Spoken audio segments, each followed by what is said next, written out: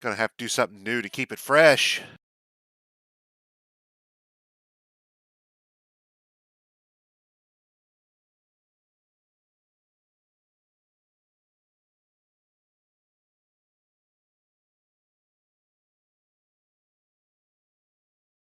See if maybe we can get an oceanside desert or something.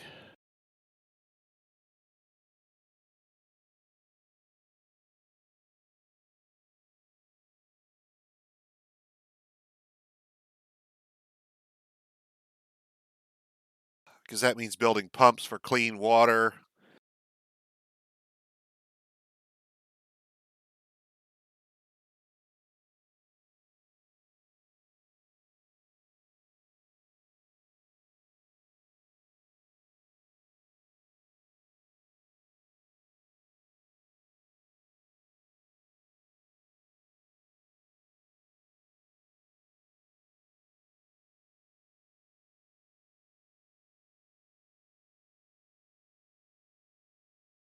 Thank God it's Friday, right, folks?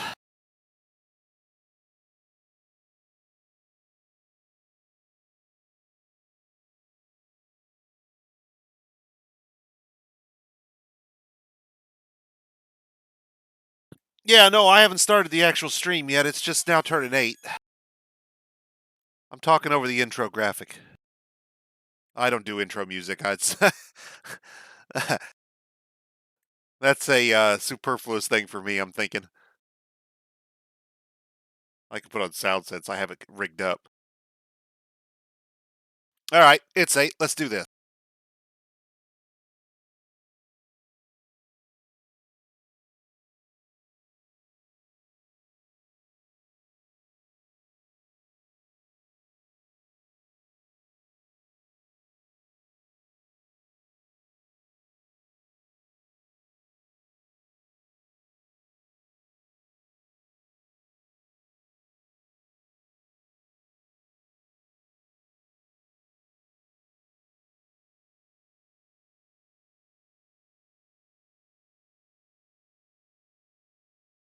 I at least want to play out this fight. I mean, I don't want to quit in the middle of that, but we're going to have to do something new here before much longer.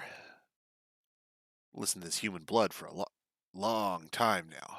Okay, so this is where we were when it saved before we crashed. Again.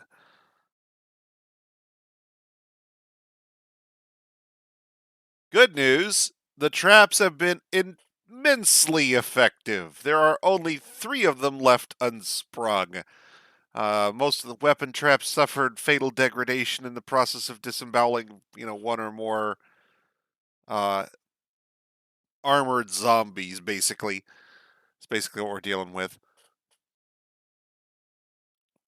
Our entrance is still in the process of being completed.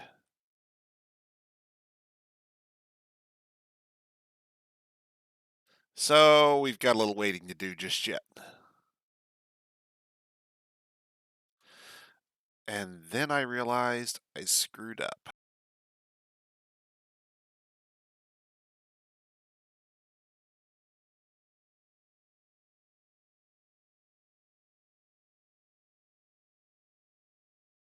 Because they'd go down and back up right where these traps are. I don't want these traps here. I want these traps gone. These traps should be down here, and then the next set of traps should be a little further over.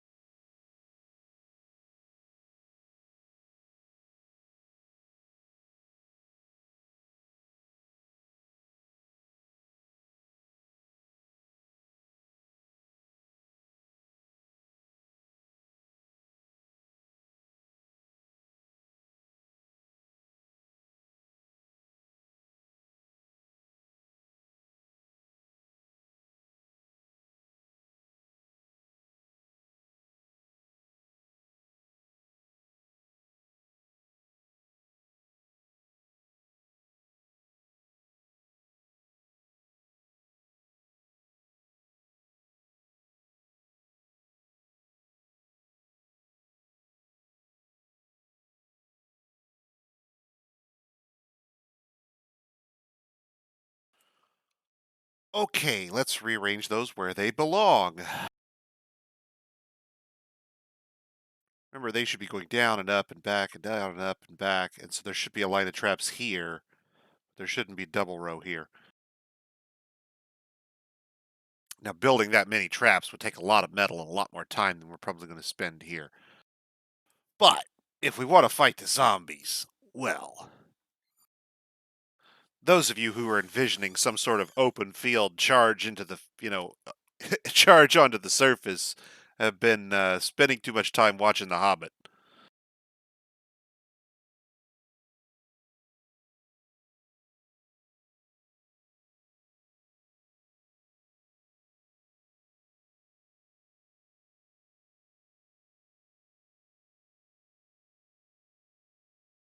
Yeah, so that ended about like before.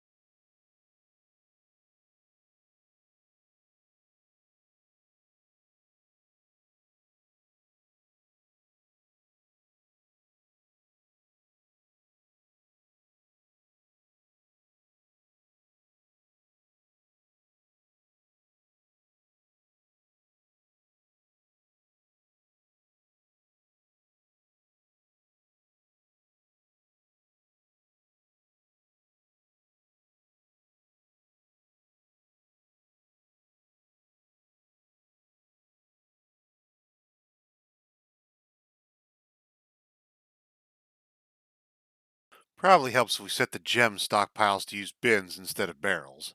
Dope.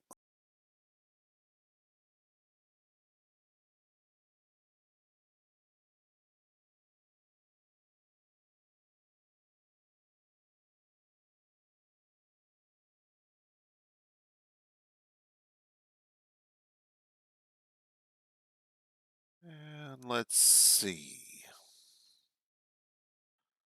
What do we got in the way of rough gems? Lots and lots of milk quartz and blue garnet. Little bit everything else. Lots and lots of milk quartz and blue garnet. Some schorl. Okay.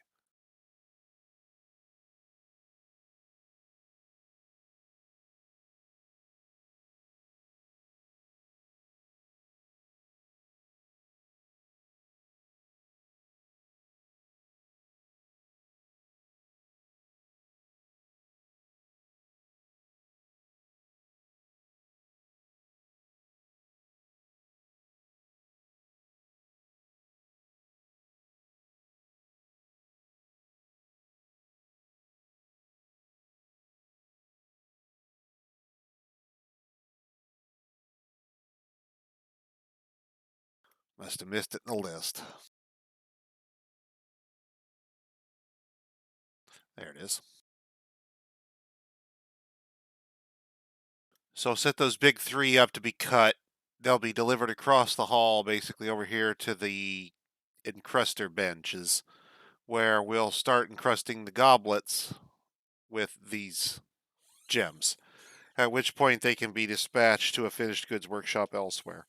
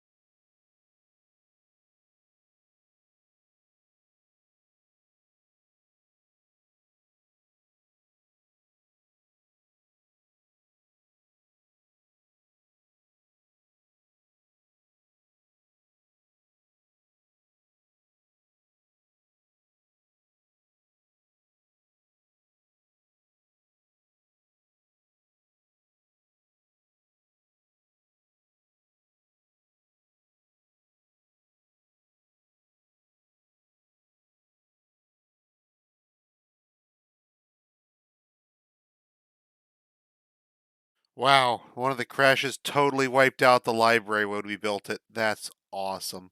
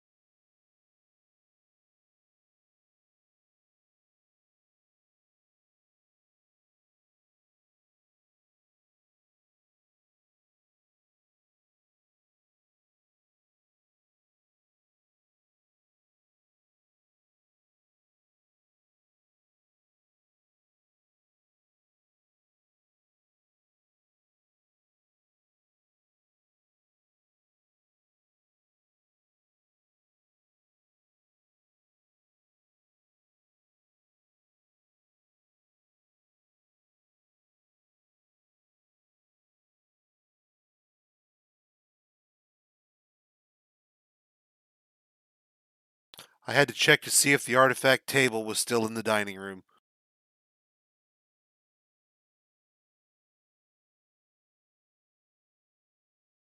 Just couldn't believe it would actually be there.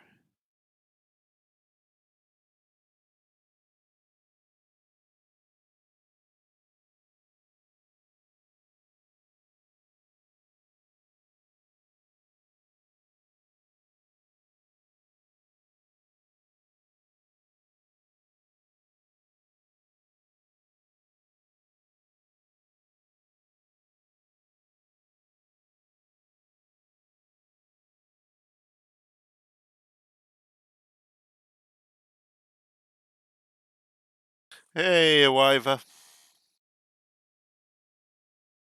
Welcome aboard.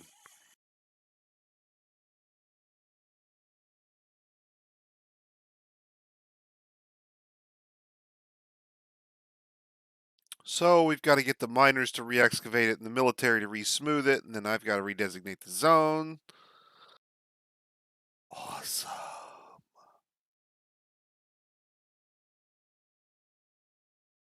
Not, but still.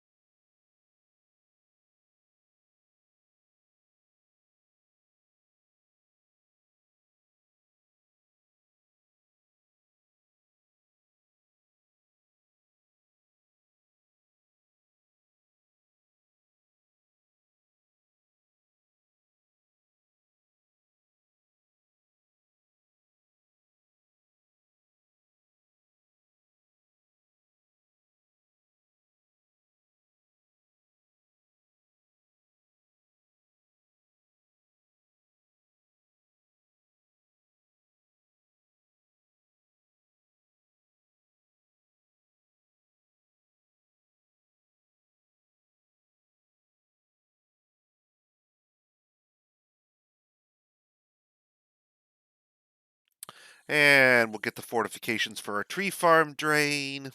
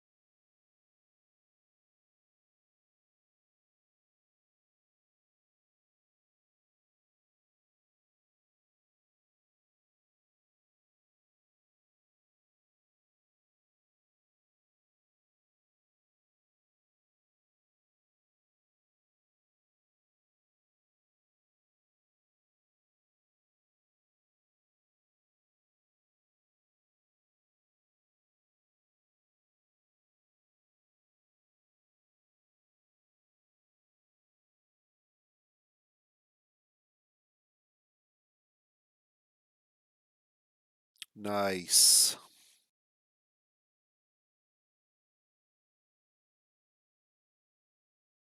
Getting the mechanisms done. Once that's finished, we can link it up and then put the grates down.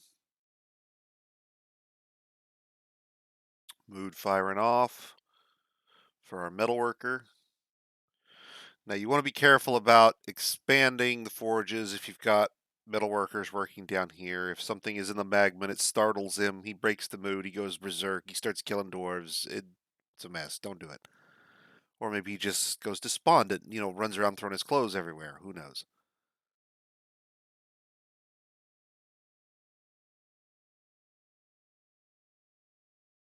All right. Clay stockpile still keeping up. Looks like we need a little more iron input. And we could use more tetrahedrite if there's any up here.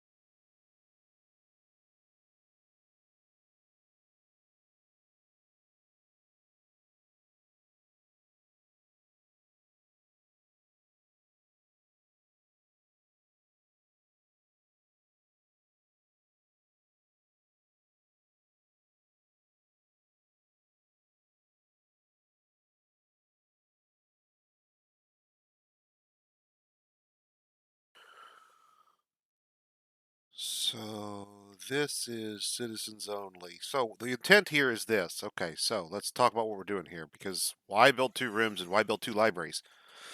Okay, I, since I have to rebuild it, let's talk. Containers house all our writing materials. That allows people to create new written works.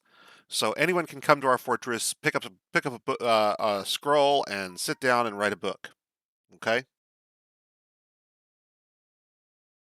At the same time, when they do so, they'll sit at a chair inside the library zone, and any work they create will be created on the table next to them. When that happens, the tables aren't part of the library, so the visitor won't pick them up because it's part of fortress property. Remember, if it hits the ground in our fortress, and so that's our stuff as soon as he writes it. At the same time, this space will allow scholars to discuss scholarly stuff, allowing our scholars to work with the public. Now, in the second library, which is citizens only, we'll have bookcases for our storage as well as writing material and writing places. So, inside this is where the serious internal scholarship will get done. Out here is sort of public research and scholarship. Give me a second, guys. I got to take care of something here.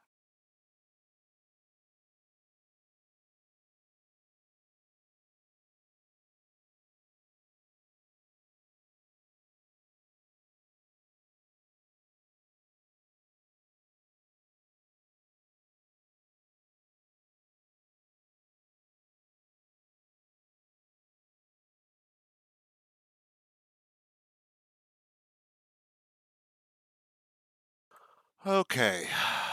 Sorry about that.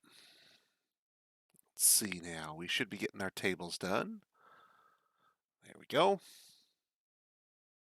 Someone will come along, build us our nice door. Fantastic.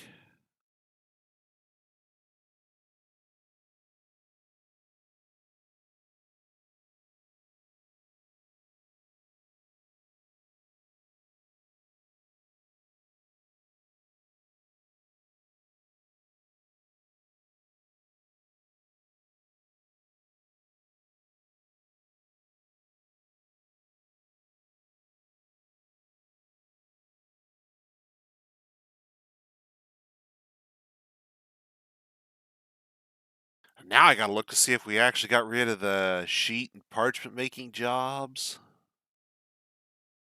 Plant into slurry, slurry into paper sheet.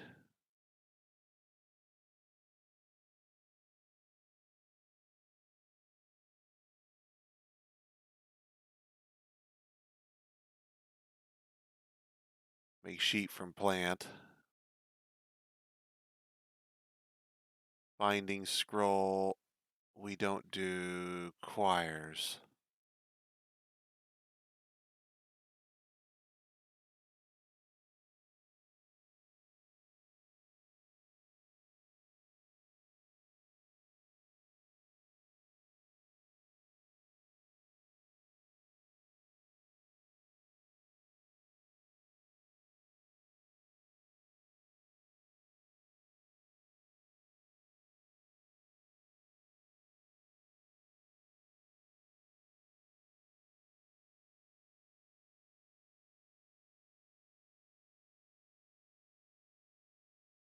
All right.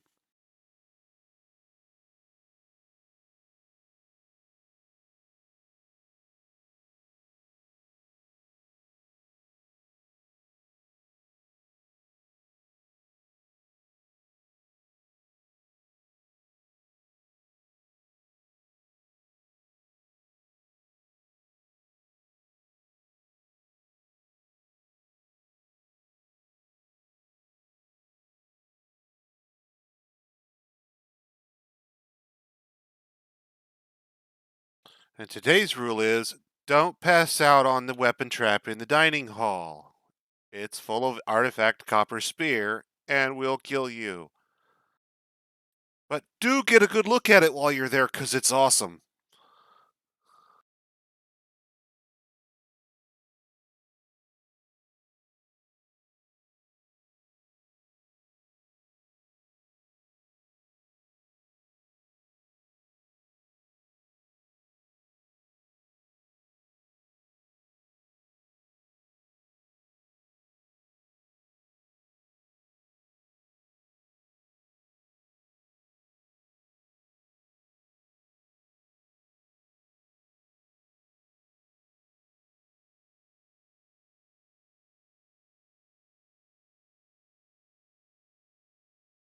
Oh, I think we're getting our bridge finally.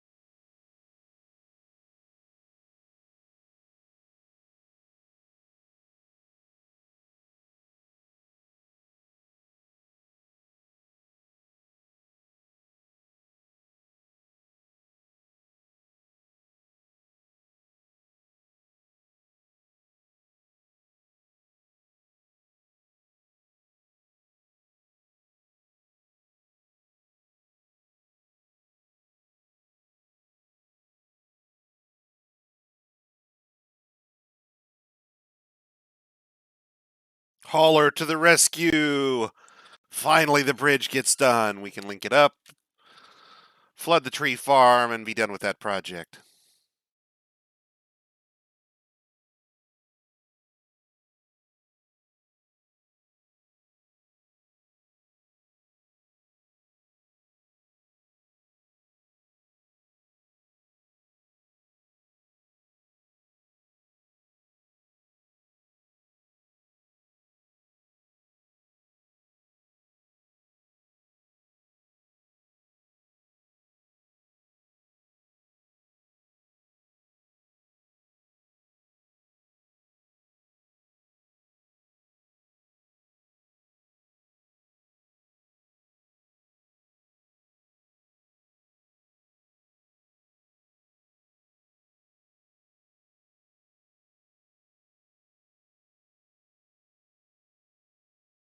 Need to make a lever out of something green. So my tree farm lever has a nice color-coded color to it.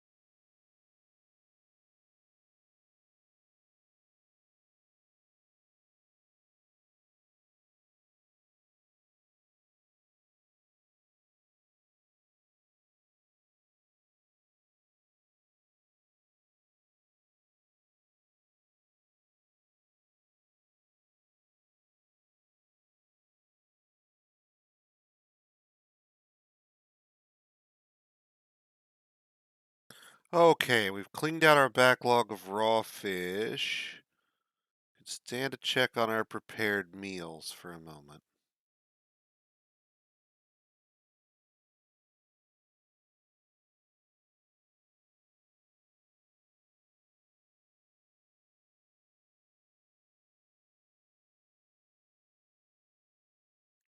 What's the conditions on that? 200? No, we want to go a little larger than that. Let's say 500 now. We've got enough dwarves that's 5 meals a pop.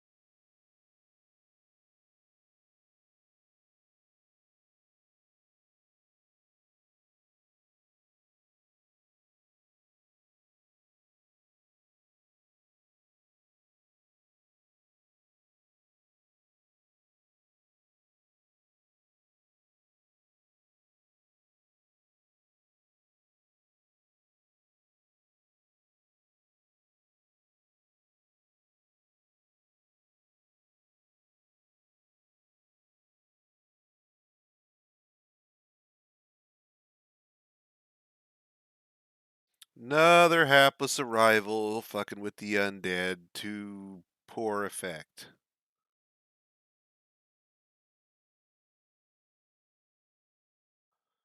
Definitely going to have to get topside. We're going to get a reputation.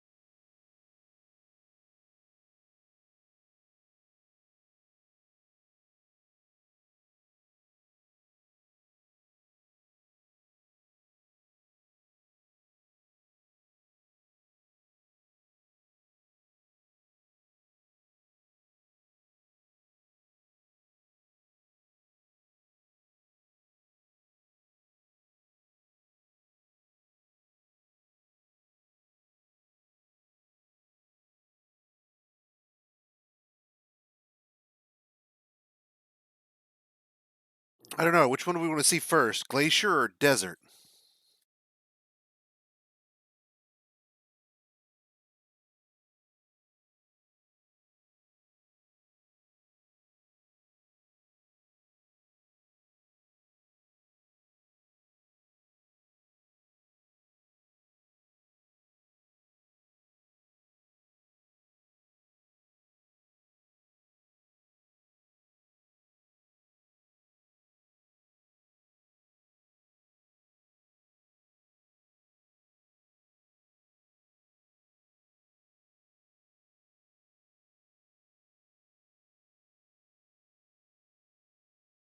Yeah, he's visiting all right. Soon to become a permanent resident. Going to be more crossbow bolts in that zombie than there are going to be flesh bits.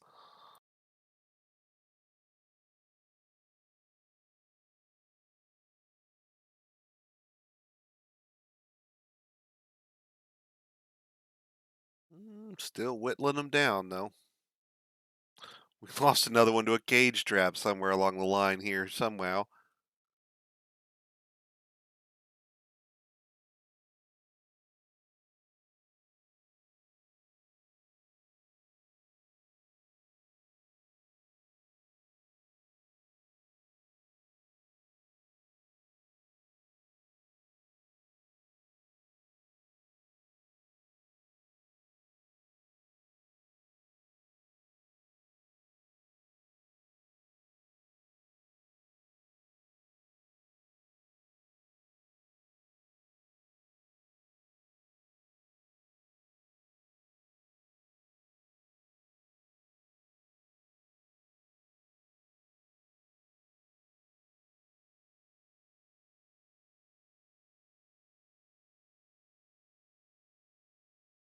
Well, can't save stupid. If he's running away from the fort, he's on his own. Oh, that's not a good idea, guys. No, no, no, no, no, no, no, no. No, that's gonna nope, nope, nope, nope, nope, nope, nope, nope, nope, no. Back inside, kids. Nobody plays on the drawbridge when it's going up. Yeah, yeah, shut up. I'll deal with it in a second. Now, wait a second here. I know for a fact I did not extend the burrow all the way out there. So if y'all are leaving, that's cool, but y'all are on your own.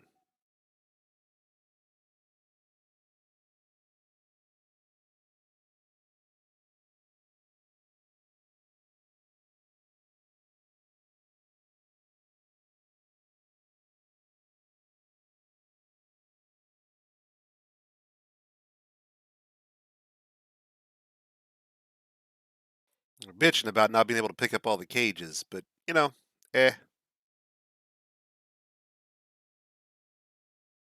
And a bunch of other dumb humans went out there to die with them. That's fantastic. Congratulations, dumbasses.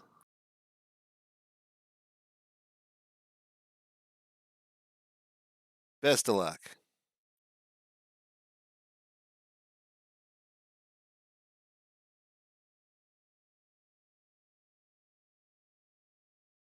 Now, god damn it, that's... Alright, we're starting a new fort.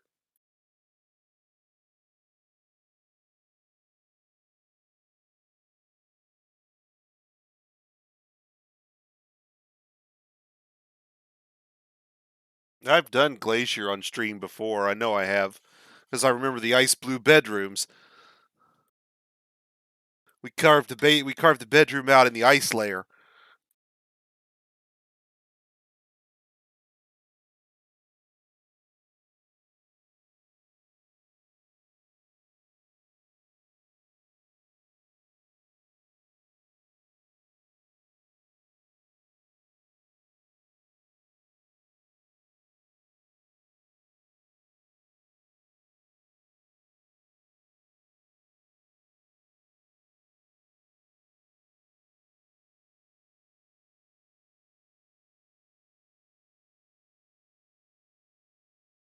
Want to make sure I wasn't running quick for it. No. Yes.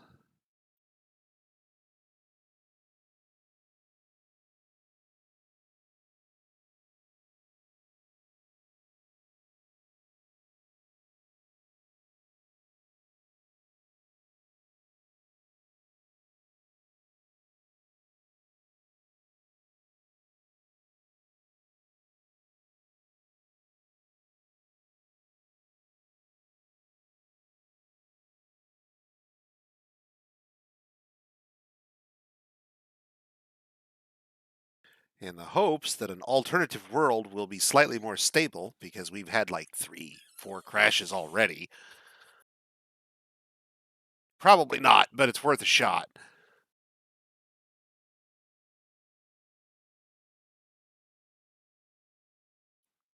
Let's see what we get with this.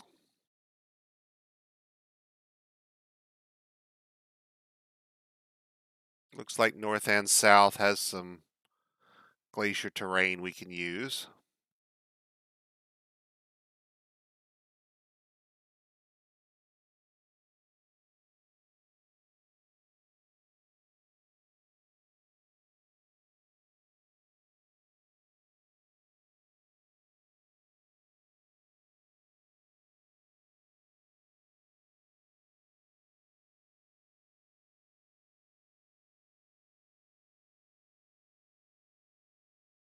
Yeah, surface crops is pretty much the only thing we lose when we go to a glacier or desert, and uh, you've seen me do it, so you see how I do it. So I want to do something different. And after 3 crashes, I think it's time that we move on something else.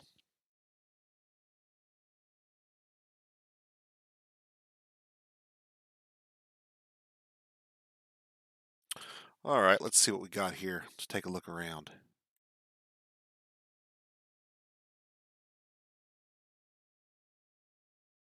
Can't promise this will be perfect, but we can take a look and see what we get.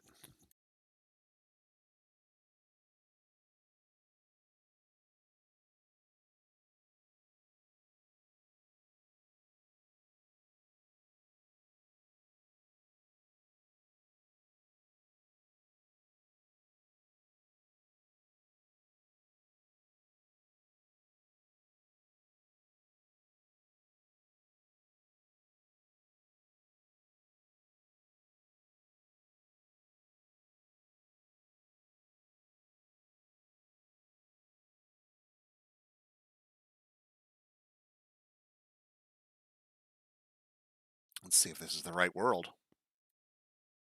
Yeah, this looks like the right world. Good. Now, of particular note is that way up there in the north, that's a volcano in the middle of that damn glacier. Or tundra, excuse me.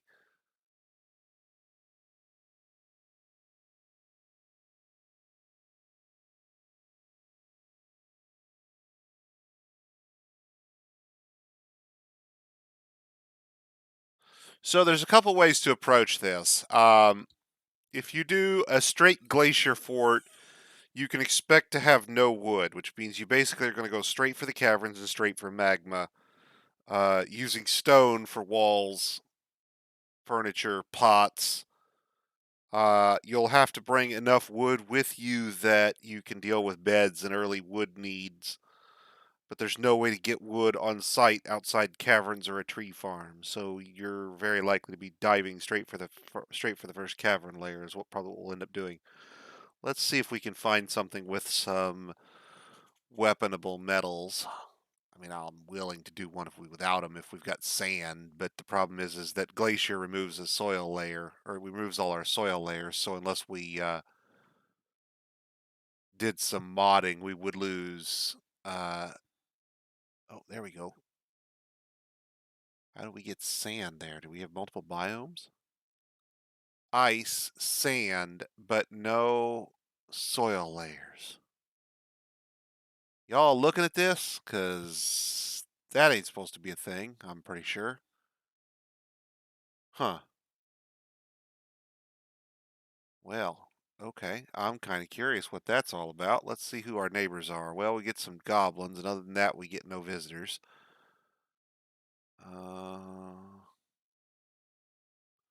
Little cliffy. Let's see if we can go over to the east, get at least get a flat space. If this still gives us the sand, then yeah, yeah. That biome got sand. That biome's got. Yeah, looks like they're probably the same thing, except that it's different. Maybe climate breaks.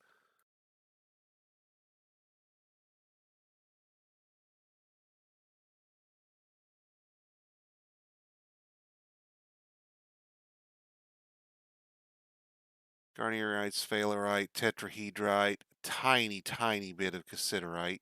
Did I do all?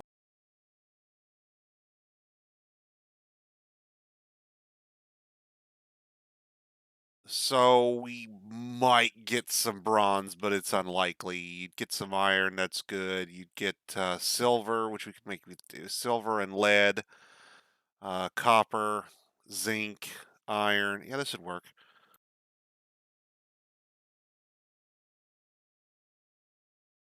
And I really want to know what that sand indicator is, because glacier. Sand, ice, glacier.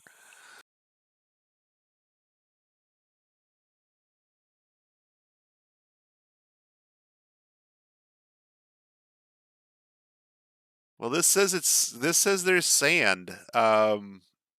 I'm assuming the ice replaces it, and our indicator here is probably not picking up the replacement for the ice. But let's, what is it? Embark assistant.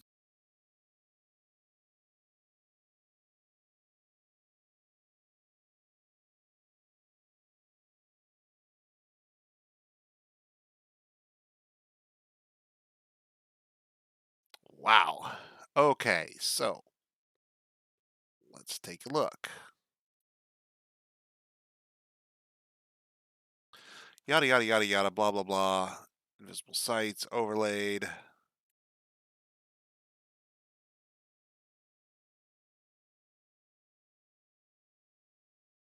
Not sure. I have this set up for 80 by 46, but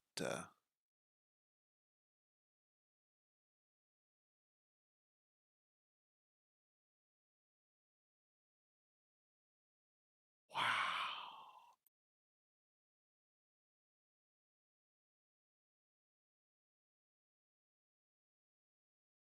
Okay, so let's go a little findier than we used to because now this is a little more advanced. Let's take a look. Let's see. We want something savagery, yes.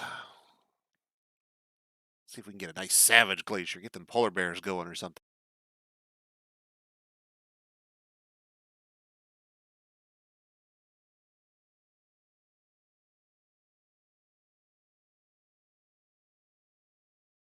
Uh, okay. Isn't plus, isn't minus, isn't 8, isn't 2, isn't 4 or 6.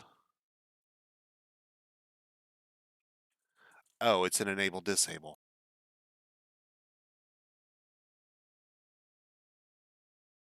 Oh, no, I see how it's working. Okay, so high savagery is on. Actually, yeah, let's just do all. And then we'll also allow medium savagery all. We'll allow good or neutral, but no evil for now.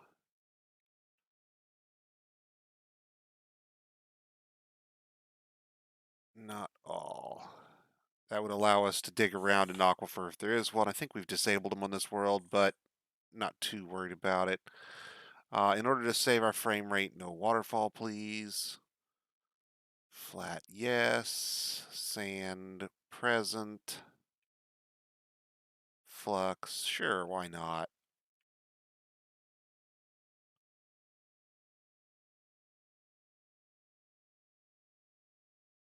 Freezing, at least partially frozen. Blood rain, syndrome rain, reanimation dust, probably adamantine. Magma biome counts. Don't care about any of this. Let's see, is glacier? Yep, yep, yep. So let's just do glacier, glacier, glacier. Oops.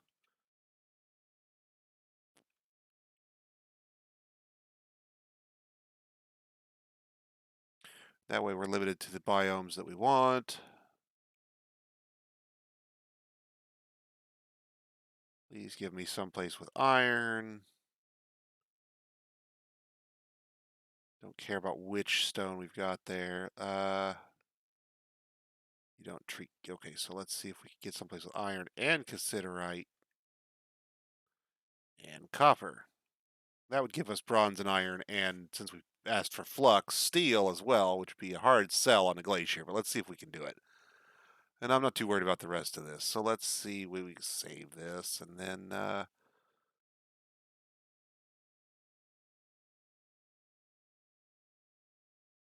so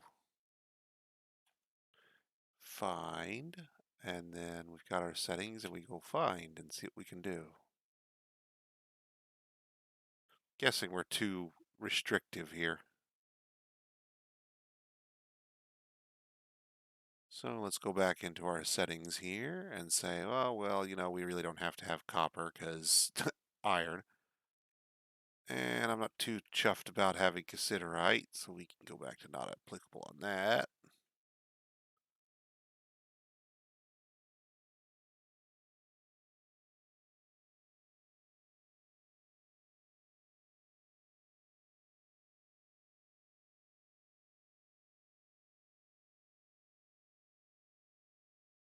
Did we have flux?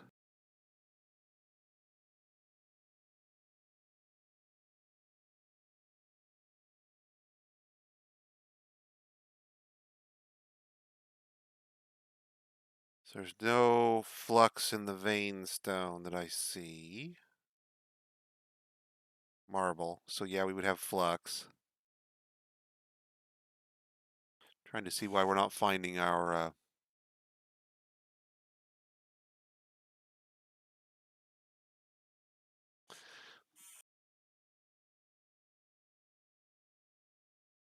Oh, all requires. Okay, that's our problem. Yep. So we just set not applicable on this because I don't really care about the savagery. We're just doing the glacier, really.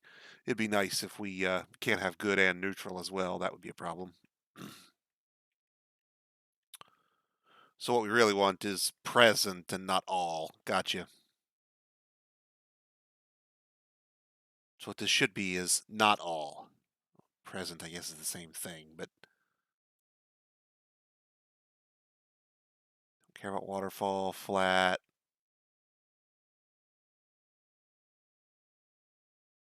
Okay, so yeah, that finds some stuff for us. Good. It's taking a look around, finds stuff in the north and the south with our criteria. And in fact, the area near where we've selected, which is why the area very near where we selected, but not entirely the area we wanted, has entirely what we want. So let's go up a little bit here and move ourselves in over the top of that and see what we end up with. Marble, sand, clay.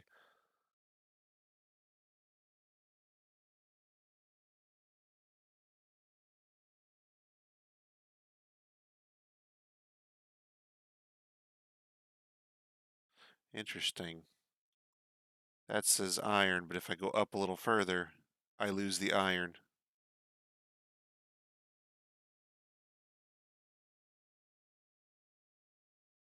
So despite that having all green there, and I know we requested iron.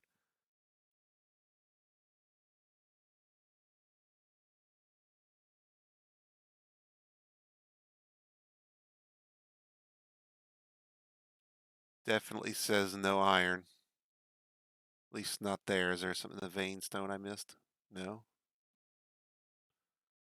Nothing in the vein stone. So it matches what we said there, but yet it's flashing the it's flashing the green like we do.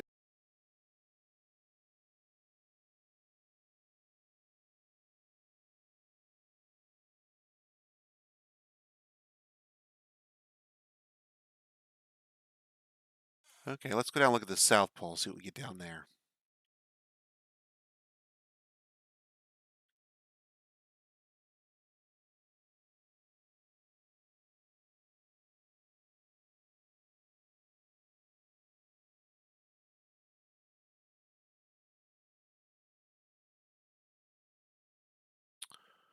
Shallow metals, deep metals, limestone, and marble.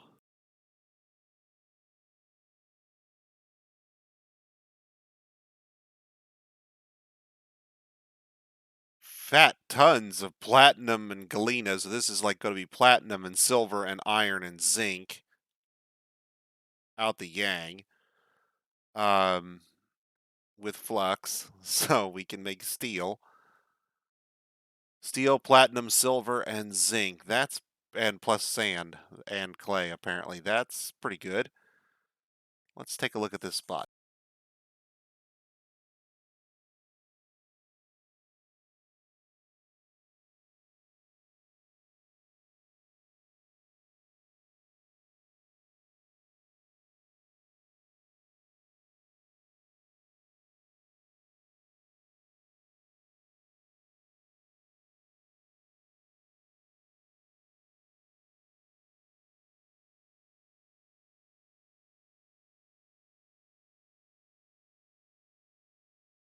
Sorry, I just want to take a peek and make sure we haven't moved ourselves out of something and that Embark Assistant isn't misleading us here. But that looks like a good spot. Who's our neighbors? Dwarves, elves, human, and an undead tower. Well, I'd prefer the goblins to the tower, but iron and platinum and silver. I guess we'll go straight for steel as early as we can, won't we?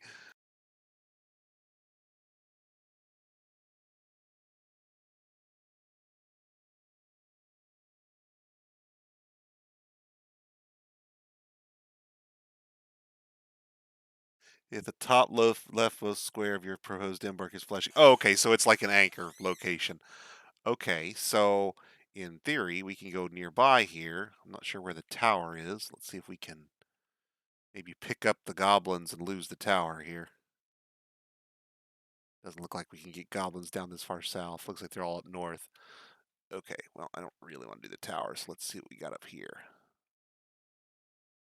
Kind of want things that we can, bleed out and kill.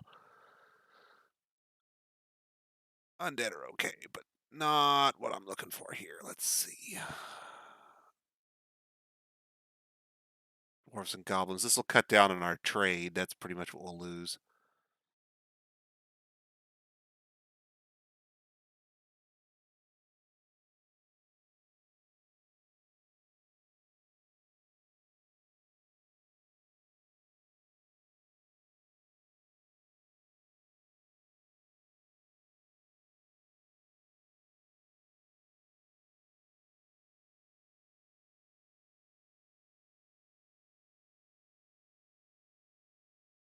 Sphalerite hematite. So this is gold, silver, copper, platinum, iron, with marble for flux. So this is every weapon. This is all the important weaponable metals except bronze. Uh, all of the primary valuable metals, platinum, zinc, or platinum, silver, copper, gold, plus zinc, and goblins. So let's see if we can get a stable fort go and sand and clay. That's good. Okay, let's see if we can get this going. If we can get missions running on a stable basis, and we're not crashing, every session because we've crashed like every session so far in the last like 4 or 5 sessions. Then maybe we can look at doing some of the missions content and kind of showing that off. Maybe raid a goblin settlement and try and take it over. But this will work. This is this is actually a useful tool. We'll start using this in the future on stream so folks can see it. This will work wonderfully. Okay, so let's go ahead and quit Embark Assistant because we are where we need to be. And then we can, is there anything else useful here? Maroon Door and the Sword of Apes, is that what we've got here? Well, I guess they're the Sword of Apes, aren't they? When you stop to think about it. Flat Glacier. Okay, let's do this. Embark. We're going to prepare carefully because this is a different embark than our last one by far. We're going to remove every goddamn thing just like we did the last time. Right down to the nines. Every last thing gone. So let's talk about what's different. Even in our sparse grassland environment, we had access to trees before. We will not have easy access to trees. Yes, caverns, yada yada. That's true. But we will have to get in very early and immediately start walling up caverns quickly in large quantity if we intend to take advantage of them quickly while they're safe. Typically early on, if we get in there in a hurry, we can get in and get out, get everything walled up, get a little cavern space, use that for farms, use that for tree farm.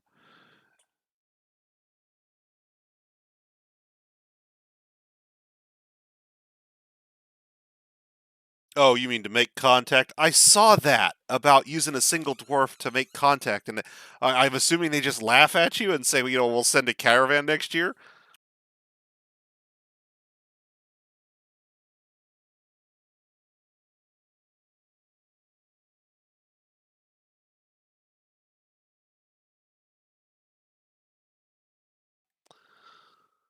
So once you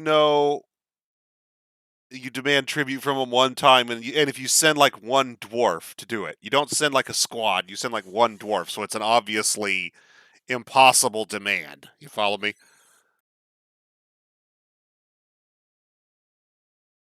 Worth a shot. I mean, we'll get dwarven caravans, but it'll be a while, presumably. The goblins aren't going to send anything but pointy, sharp death, of course, so we're going to have to deal with that. So wood is a primary goal here early on that we didn't have in the old fort. And as long as we're not on an evil glacier with reanimating terrain, then we probably want to look at additional livestock that we didn't bring before as well, because farming could be difficult early on. And if we're stuck for a food source, having some additional birds or dogs, something to butcher, would be useful to get uh, our livestock taken care of. Now, we will lose out a little bit if we're not very, very quick on wool, because wool is grazers, and we need to get the grazers down into the caverns and pastured, because we will not, unless we have a soil layer, of course. If we have soil layers, we're in business. We can excavate those and then use the cavern puncture there, just like we did in the last fort. If we don't have soil, we've got to go clear down to the caverns, though, and pasture them there on the moss.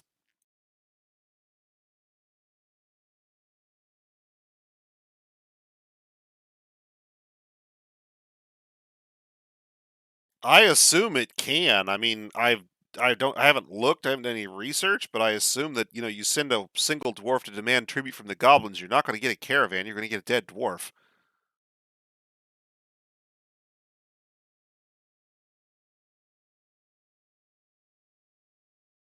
I mean, in theory, as I recall, the goblins are capable of sending you a caravan during the winter. They just don't.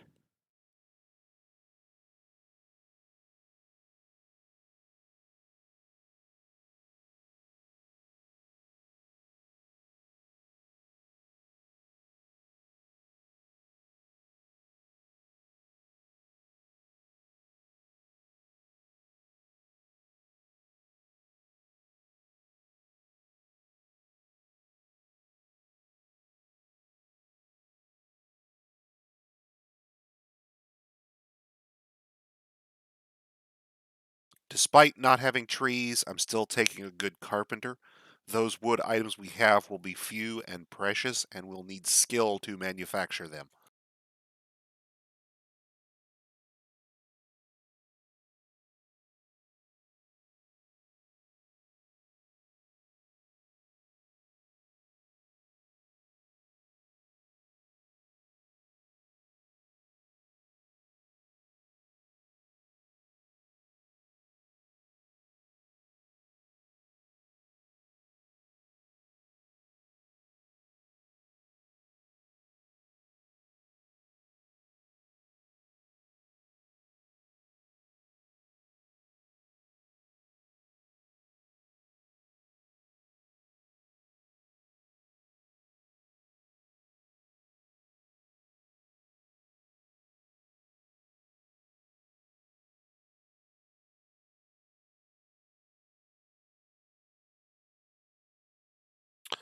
If we have sand, then somebody to deal with it is good. If we don't have sand, then he's a useless knob. Do we take a glassmaker? Hmm.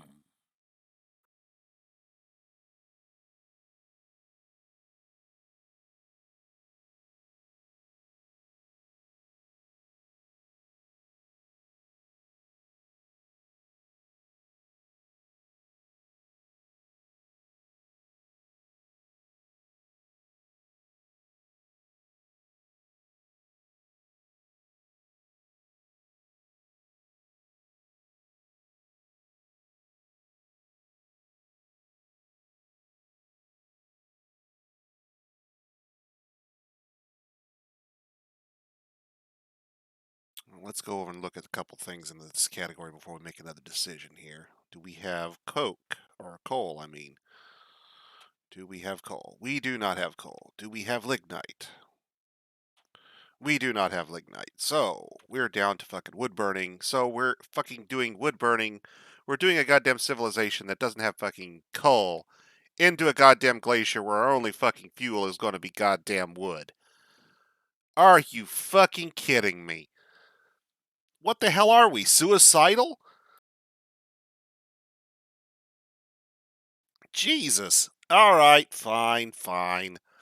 Yeah, but you can't. You don't have the minerals. All you've got basically is these logs. We will have to activate the caverns quickly because any wood we bring with us is all the wood we'll have until we get to the caverns. Uh, that's okay. Yeah, we can do that. All right, fine.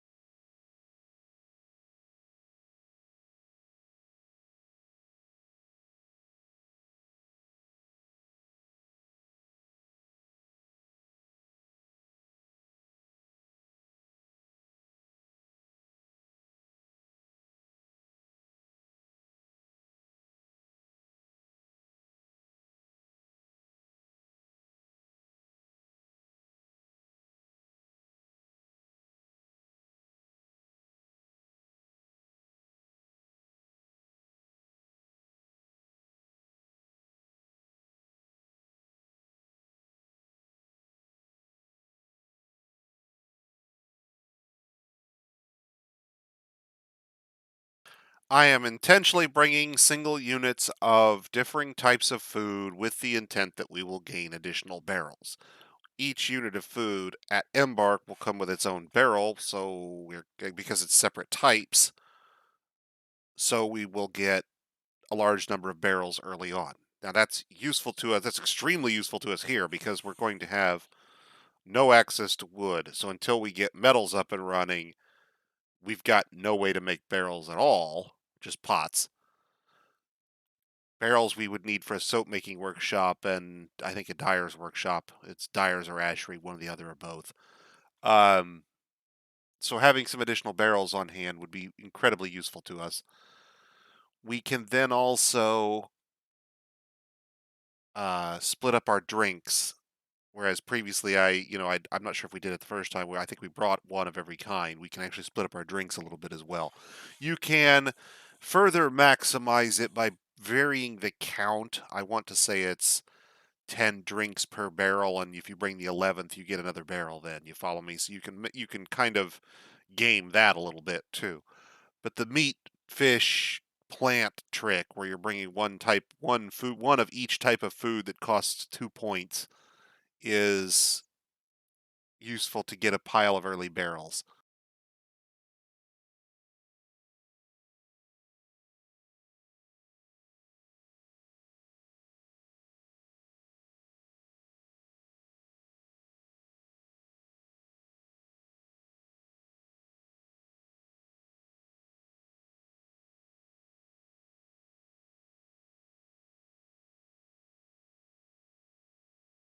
It's also the only way your dwarves are ever going to get to experience the masterful ambrosia that is prepared honeybee brains.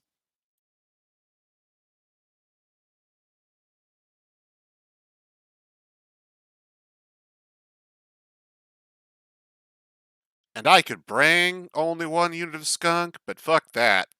Dwarves are getting exposed. Y'all are getting skunk intestines, dudes. Better hope they were prepared properly.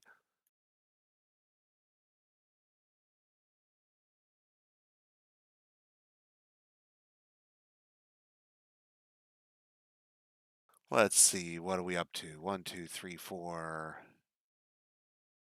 5, 6, 7, 8, 9, 10, 11, 12, 13, 14, 15. Okay, so that's good.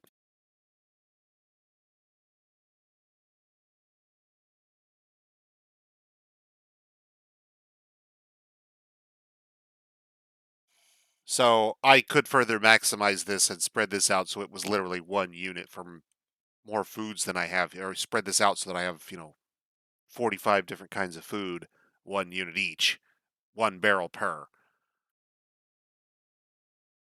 Those of you who like obsessive min maxing, there's a whole lot of stuff like that you can do. Now, as I recall, it said we had sand on site.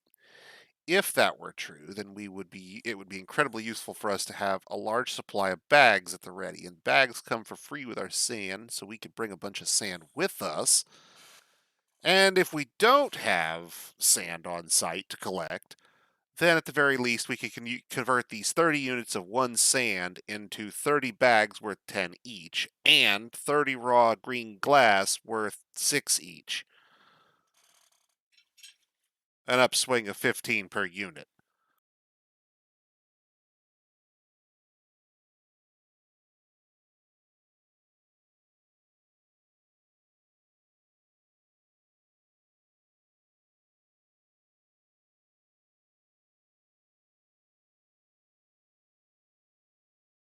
Okay, let's see, what are we missing? Drinks.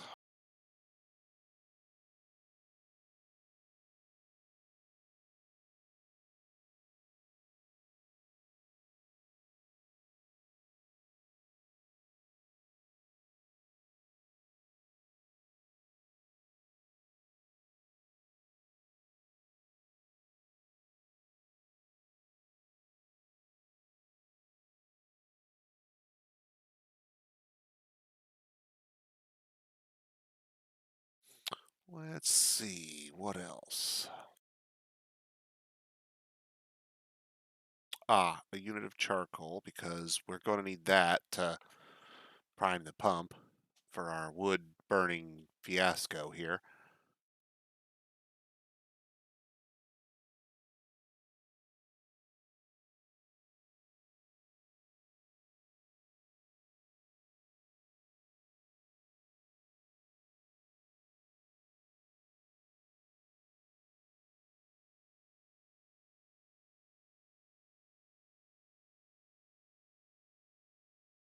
Well, at least we can start with bronze.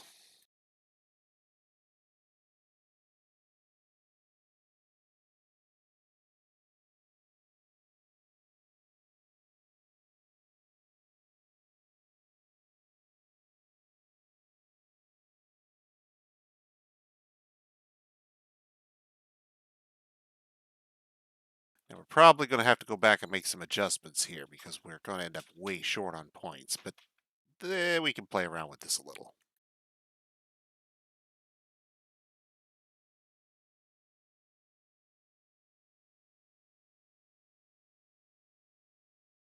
And I'm taking turkeys in this case because we can butcher them for additional meat early on if we need to.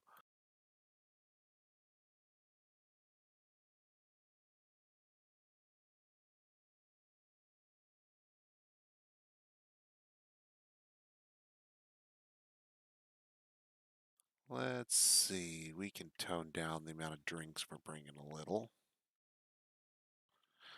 And then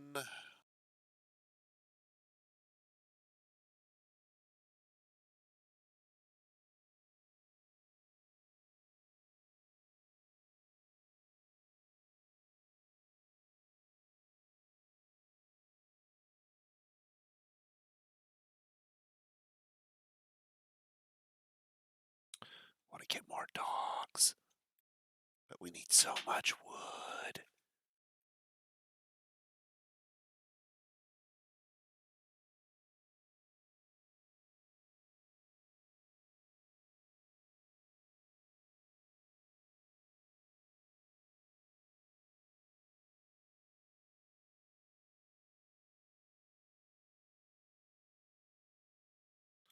So, what are we going to need to give up to get down to where we can get pigs?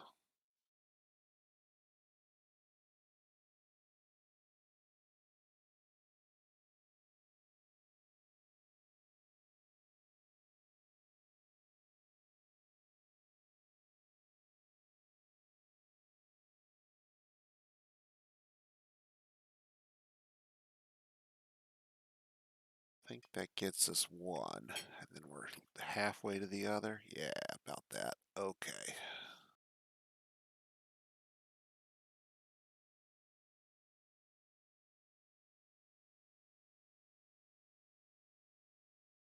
And I'm going pigs here because they can be pastured anywhere.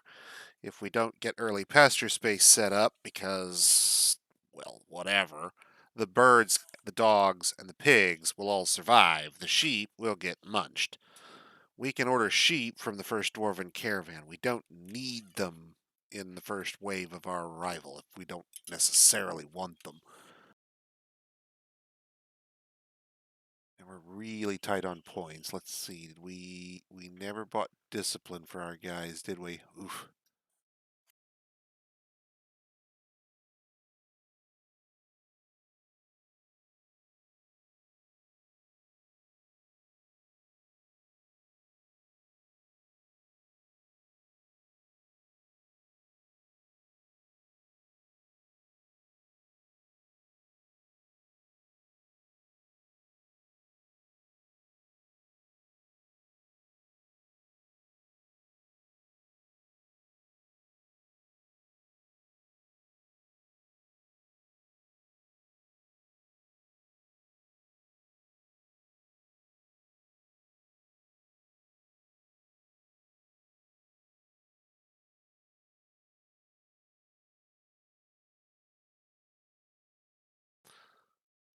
All right.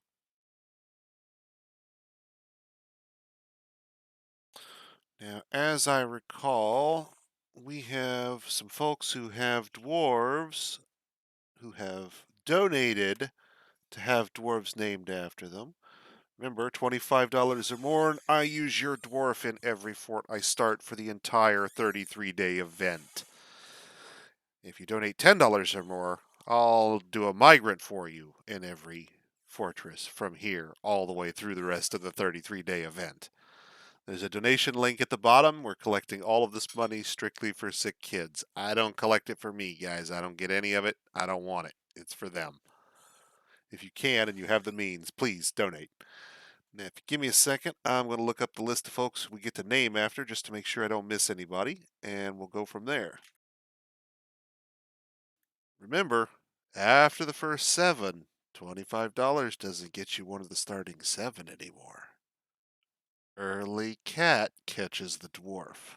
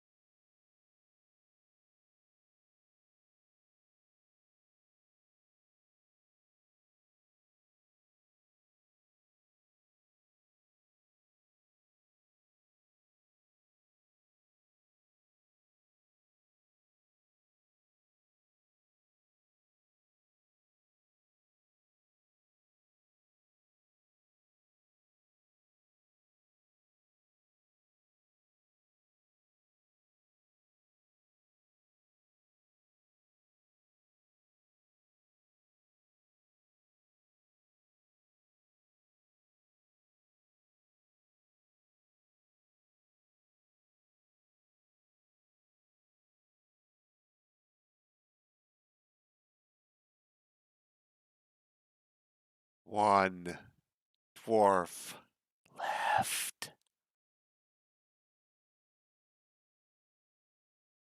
Okay, 13 points. So let's go back over here and see if we can't fight back some of the stuff we gave away here. We can get back our 1 unit each of those and 1 unit of sand, and we're spent.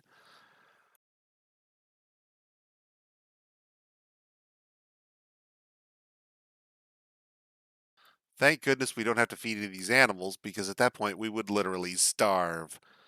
Okay, what's the fort name going to be? Slap Hatchet. All right. And we're the Salve of Webbing. No, no.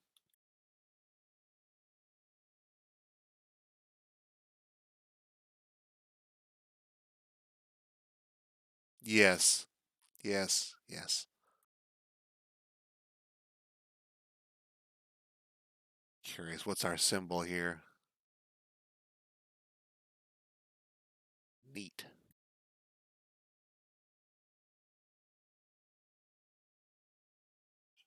Let them make their own symbol. Okay.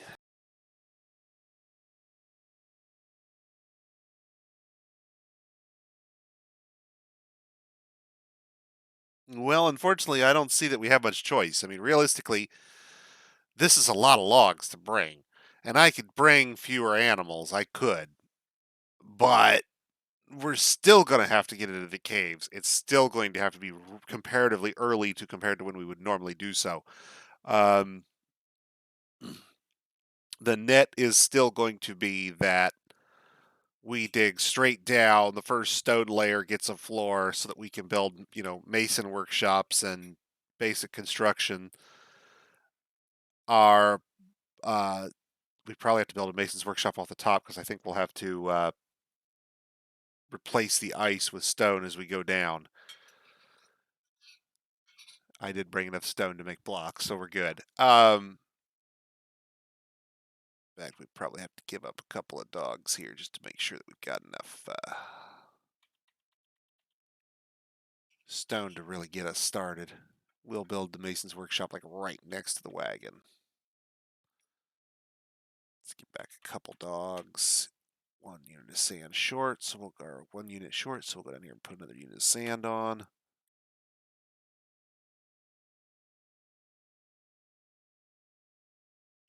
Yeah, okay, this'll work. What am I missing? We got an anvil, stone, logs, seeds, food, drinks, sand, charcoal to prime the cycle. We have to use wood for fuel here, so no coal. Malachite and cassiterite to make bronze early. Pigs, dogs, turkeys. Usually I'd take sheep, but no grazing on the surface here. So the grazers we start with will basically be starving from arrival until the time we get access to the caverns. So if we don't do it quickly, we're going to have to butcher them and deal with them.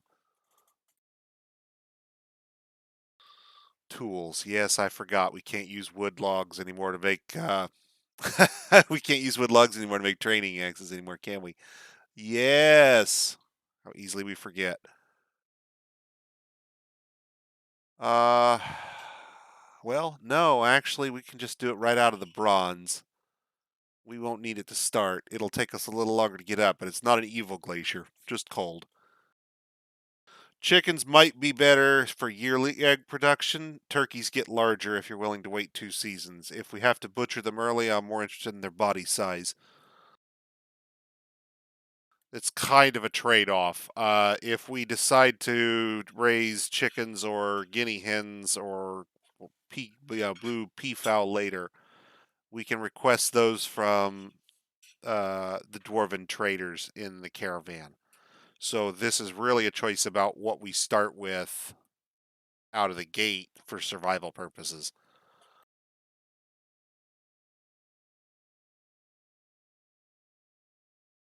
I'm not planning to depend on the turkeys for food, and realistically, turkeys do solid egg production with larger full body size. So we'll end up with turnover basically where we'll run a larger egg farm and no wool industry basically because we'll have to uh, import it to start. So it'll be at least the first caravan before we can request sheep. So it'll be at least the second autumn before we see any yarn.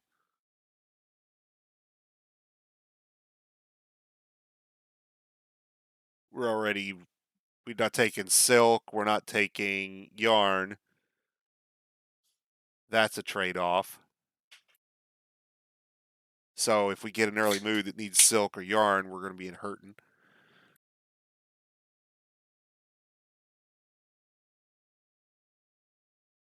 See, I'm not really, like I said, it's just that first butchering. If I have to butcher them early on, then I want the big body size. Otherwise, my plan is to replace them like I usually would with, I think I use, is it, oops, is it blue pea fowl? Yeah, blue pea hen, blue peacock. Guinea hen are too small when you butcher them to get anything. Geese don't produce as many eggs. Blue peafowl outproduce chickens for eggs and are approximately the same size, and both are yearly. So, blue peafowl for me over chickens, if I recall correctly. Let me double check. Let's take a look.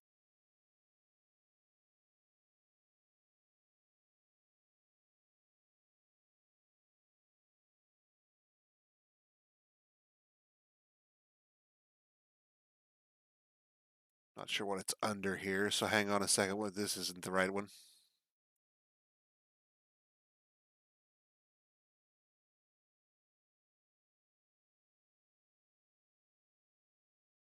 But we can get there from here.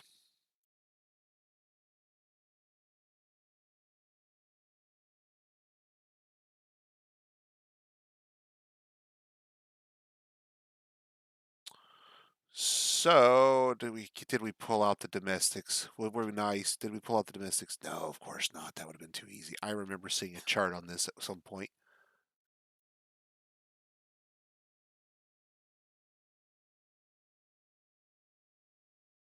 Turkeys produce the most eggs, have the largest poultry.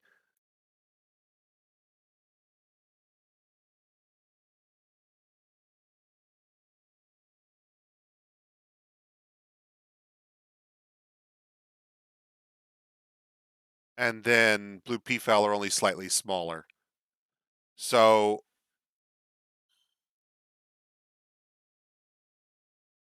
oh man, this must change at some point because blue peafowl I thought had more eggs than this.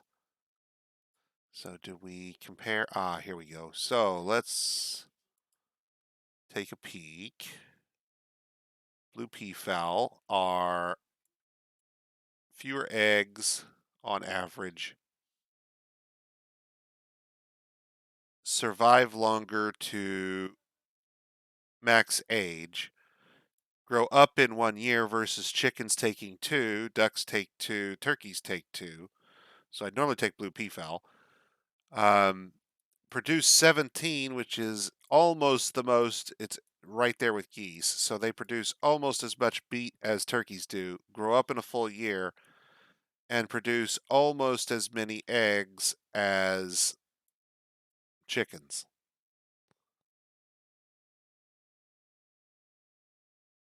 So lose 2.5 eggs, gain 4 meat, edible. Grow up twice as fast. Among the 1 year birds, they produce the most eggs. Against the 2 year birds, they produce fewer eggs than any of them, but they produce more meat than one of them, and basically equivalent with the other. And they outproduce it for. Oh, sorry, that's a 1 year bird. My bad. Do ducks not produce? Wait. When did ducks stop producing meat? This says ducks don't produce anything. Are they too small?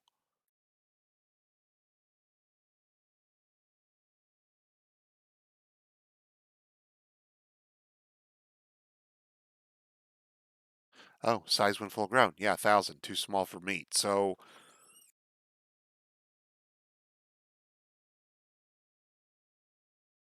yeah, you can't eat meat from. You can't get meat from ducks. That's what this is saying. If you look at size when full grown, ducks are ducks are tiny. Ducks are microscopic. Guinea fowl are not much bigger. And people are saying basically at this size, your yield is very occasionally you get something, and not much. So if you're doing ducks or guinea fowl, it's eggs only. You're not getting any meat from it. Whereas if you do any of the other birds, you're going to get meat. So at that point, the question is how much meat, because you're going to butcher them at some point. Turkeys win out for meat. Turkeys win out for eggs. They are the most productive birds. They're on a 2-year cycle, which is unfortunate. On the 2-year cycle, turkeys are the most productive. On the 1-year cycle, it's blue peafowl.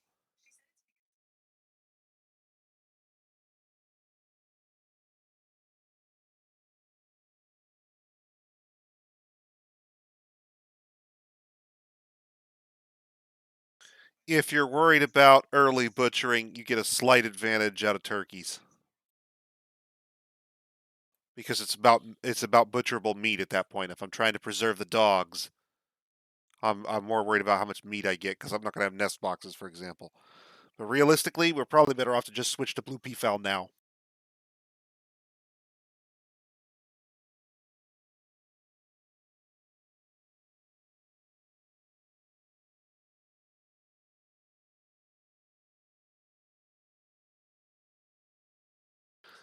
Right, but remember, I'm talking about that very first butchering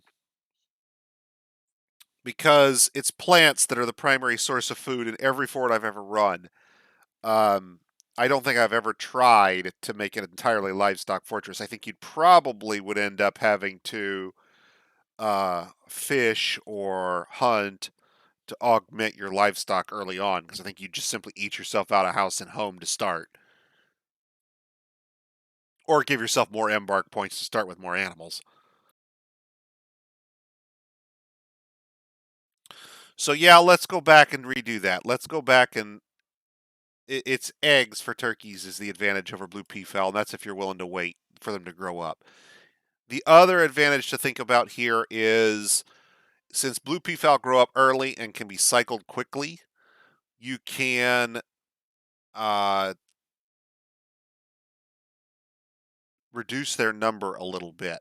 You don't need to maintain as many for as long. With turkeys, we would need to maintain more of them to let them grow up the full 2 years.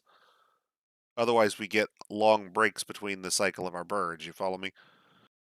We want to kind of rotate them a little faster than that. That way, there's a constant flow of meat and eggs and not just one big chunk at a time if we can get to that point. So let's go back.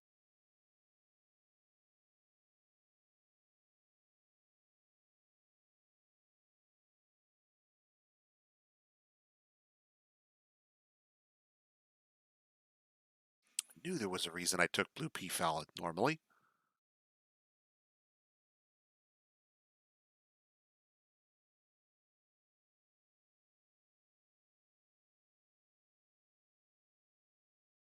Same number of points either way.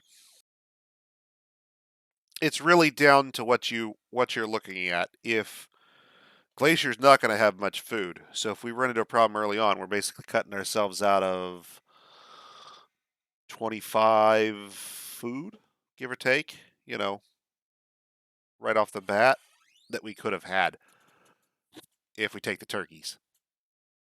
So it could be the difference between a problem and not. But I think we'll get to the caverns quickly, and if we do a reasonable job getting some masonry up quick, then I think we'll be fine. It's just a question of how much space we'll be able to excavate in the caverns, how quickly. Okay, let's do it. We're going to make our tools on site, so that's picks, and we could make axes, but realistically, we don't care about the axes. Well, it's a glacier, and it's been a while since I did glaciers, but they ain't real friendly. Evil Glacier would be worse, but Glacier's not real friendly on its own. Savage Glacier is likely to get you giant animals on top of the nasty that is Glacier. You lose the ability to do any surface crops, which is unfortunate because that means you lose rope reed, for example. More than sunberries, more than whipvine, even necessarily. I loves me some rope reed because it's everywhere and it's easy to get fiber out of. Um, so that means we're dependent on pigtails for our cloth industry exclusively. So we're going to have to do our farms differently if we want to have pigtail booze, pigtail cloth, cave wheat flour, cave wheat booze. We're not bringing dimple cups this time, even if just the 1 point I could, but we'll just order them on the first caravan if we decide we want dye. No, man, I've got you in here. If you want to be if you want me to make you the expedition leader out of the gate, we can. You're not. I don't have anybody spec'd as a broker this time. Uh, I'm a whole lot less worried about profiting as much from each individual item or having somebody trained for it as I am getting in, getting the tools, getting set up, getting it everything walled in and underground, punching a cavern and getting it blocked up as fast as possible. So that's going to be our goal right off the bat, is how fast we can get tools up. Theoretically, we could drop some more points. Let's see how many. Let's see if I could get all the way to a pick. I don't think I could.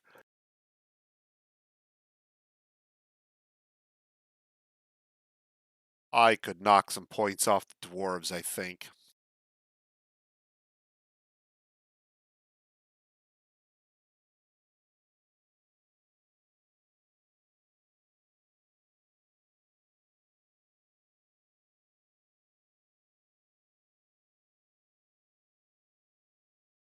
That gets me one.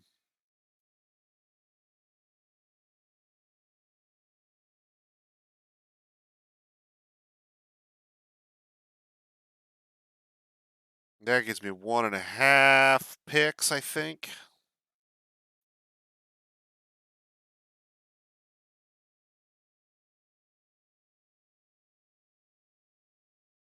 Nope, 2 picks. It's axes that are 68. Okay, there we go. So there's 2 picks. That gets our miners off and running early. Um,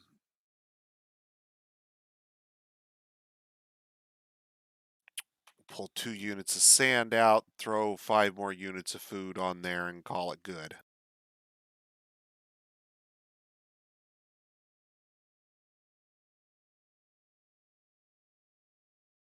Yeah, basically, we're going to still have to do an immediate wood furnace, but we can at least start excavating down towards the caverns, figure out where they are while we're making arms, armor, picks, axes, hammers, whatever.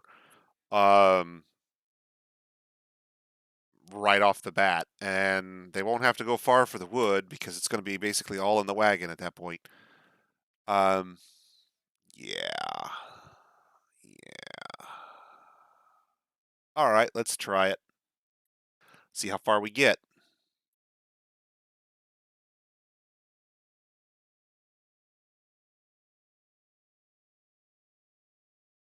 Air the polar bears get hungry. Yeah, no shit. Watch the polar bears attack our entire squad the first.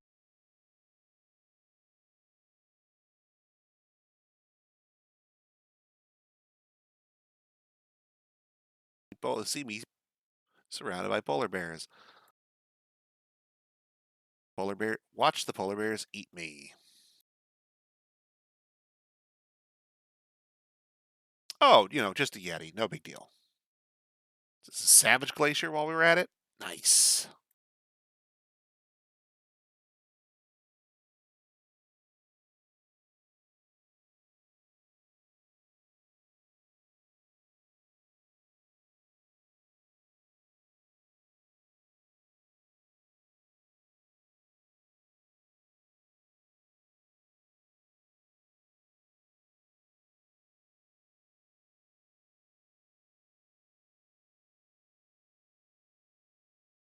Should hit the caverns about there.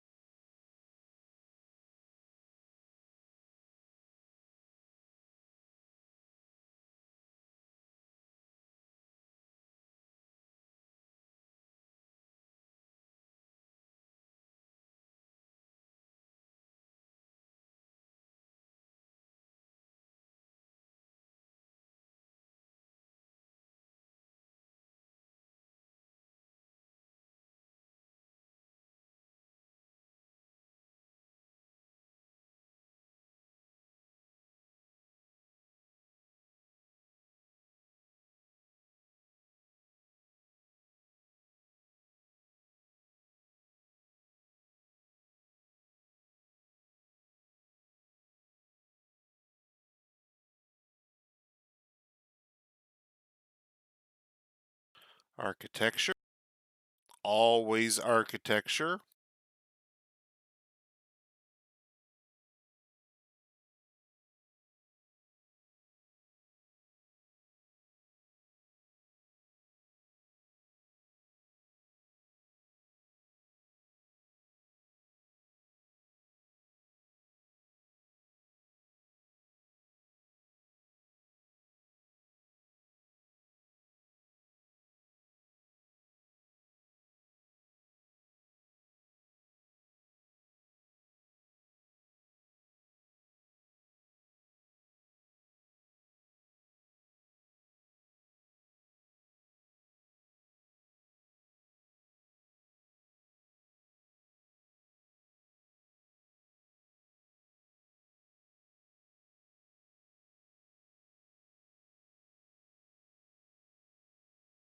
Well, none of these guys are any better as expedition leaders to start with. None of them have any broker skills. I've given them fuck all in terms of skills except what will absolutely help them survive.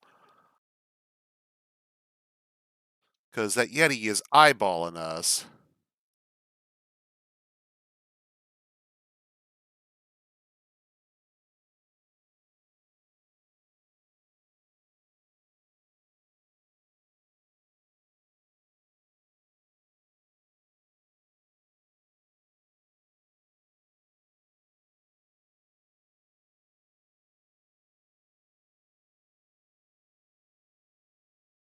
And the owl is trying to steal our shit, I'm sure.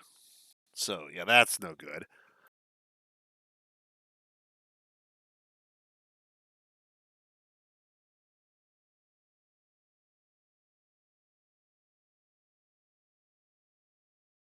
Now, as I recall, if I roof over the ice staircases, I think I end up with a problem.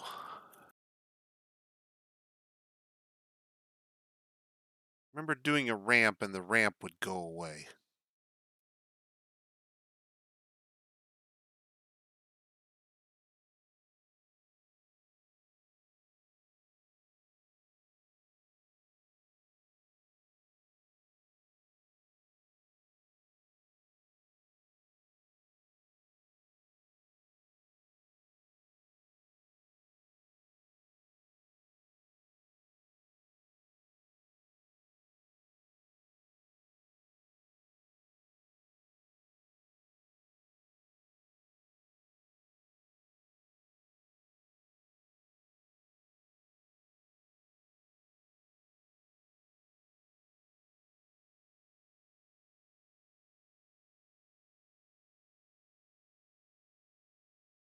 Got to get our one mason to build the other buildings we need real quick, and then we can let him back at us what he's doing.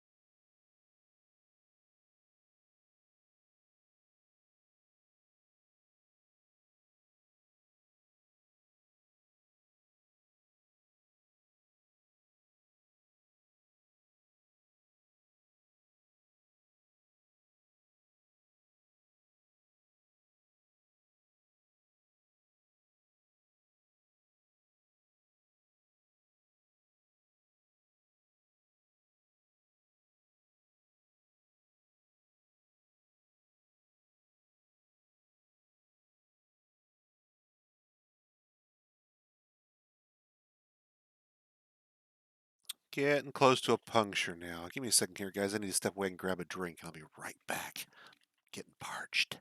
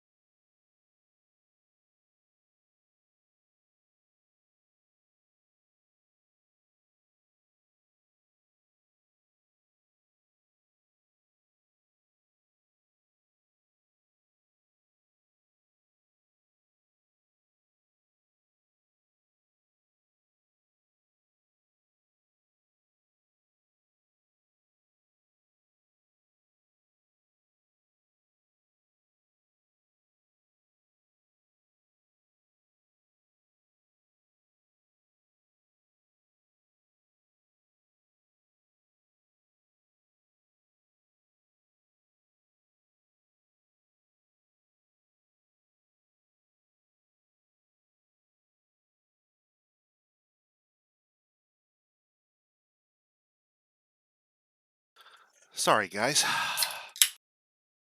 It's a long way from where I stream to the where I store my soda. All right. Miners are going upstairs for a drink, aren't they? Charcoal? What the hell, dude? Come on. Staircase man is still on the way down. Let me get our miners busy doing only mining because I've got them doing other things at the moment. I don't really want them to for now.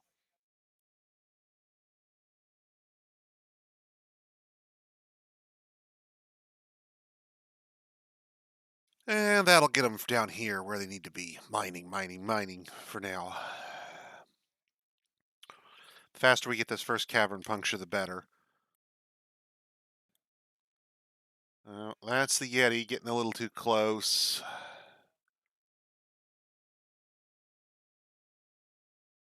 Yeti into the dogs, huh? Poor Yeti. Don't start none, won't be none, guys. It's that simple. Dwarf's not here to play around.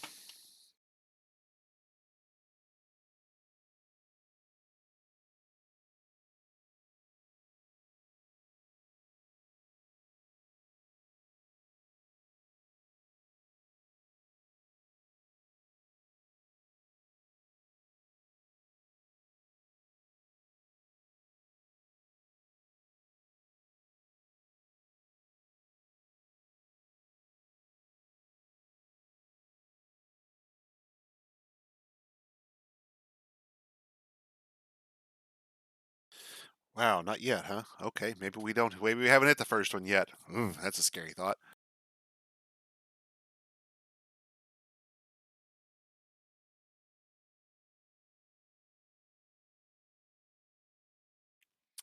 But I do recall as we went up, there ain't no soil here, as I recall. That's stone. That's ice. Ice, ice, ice, ice, ice. That's what I remember from Glacier. It replaces all the soil. No sand on site. No clay on site. It's kind of a pity, too. That means metals and cavern materials.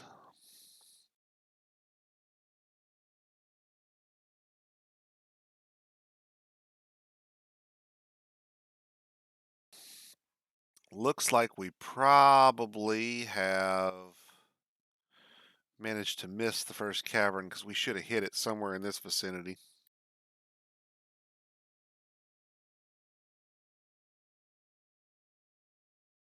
Give it a couple more levels down. Let's see if we hit it. But if not, we're going to have to start digging some side tunnels to find it because I don't want to hit cavern 2. I want to hit cavern 1.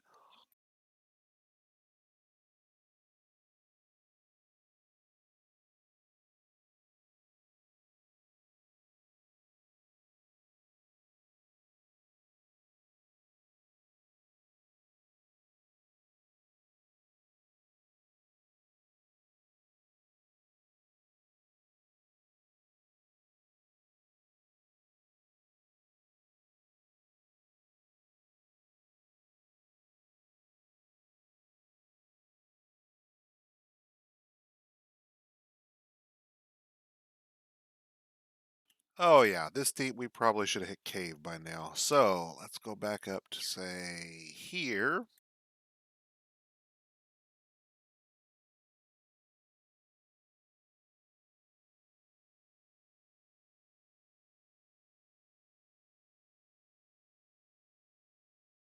And dig small probe tunnels about every 2 levels from there down until we find something that resembles cave. If those don't find them, we'll pick a different direction and go that way.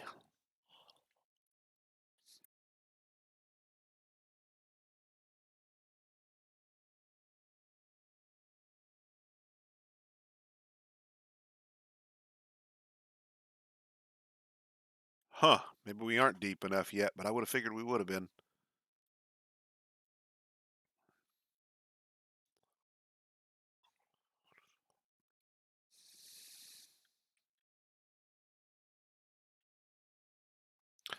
We're going to have to fuck up a Yeti, aren't we?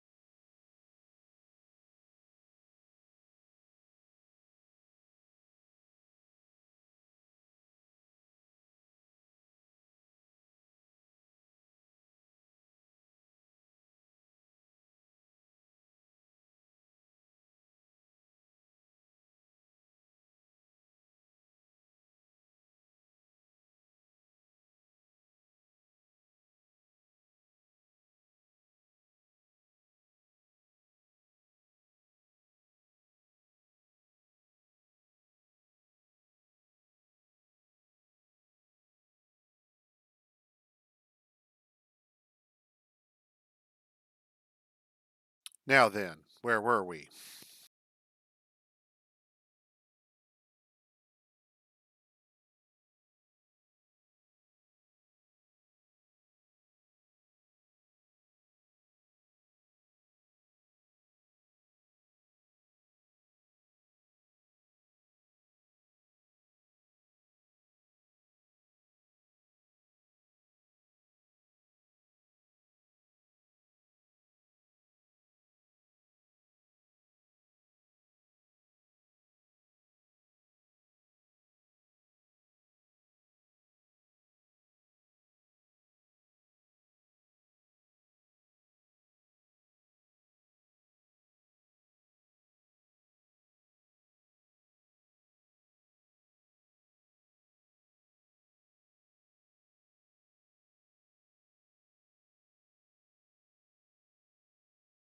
New type of stone at this layer. We may find something better down here.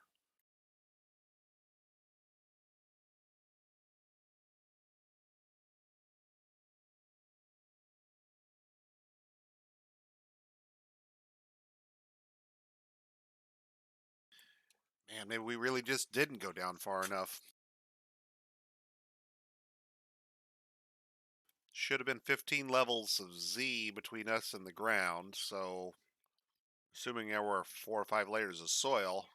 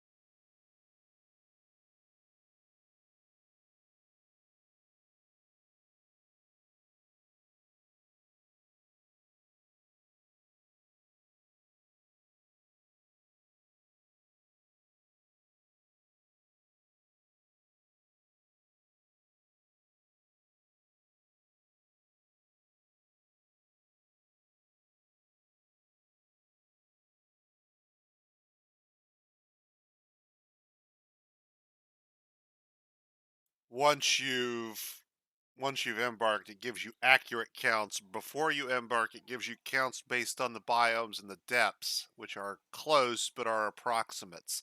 It does not account for glacier disposition of the soil. So when you run Prospect All before embarking in a glacier, it'll show you soil, but that's what I remembered. You don't get the soil, it's gone.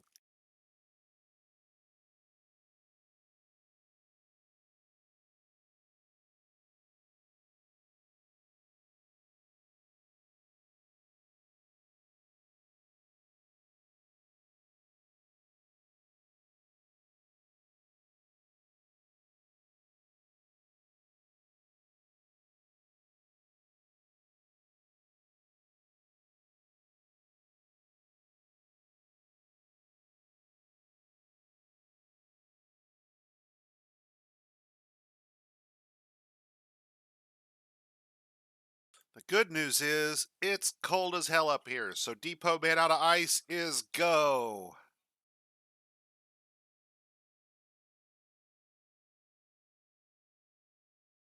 Why am I building a depot this early, you ask? Because I want to make sure it's built well before the caravan arrives. When that first dwarven caravan arrives, we are confiscating every motherfucking stitch of everything on that thing.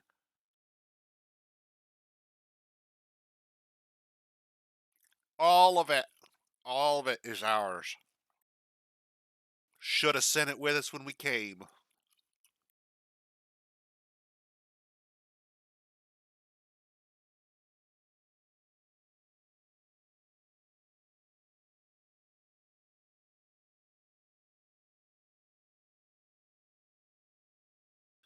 Man, still no dice on caves. We must be in the middle of a giant shaft of rock is the only thing I can figure. I cannot believe we're this deep, still haven't hit a cave.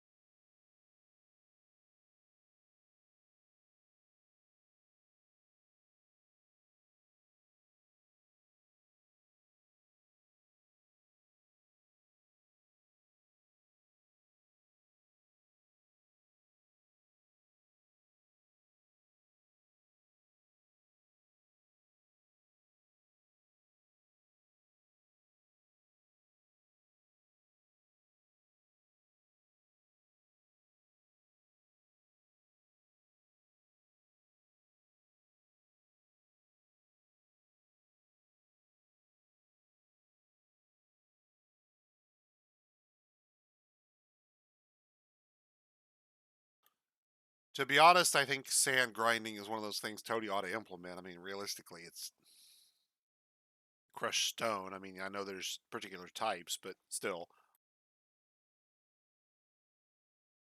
Make it require power. Make it a rock tumbler. Make it require, a dwarven water reactor or water mill or windmill.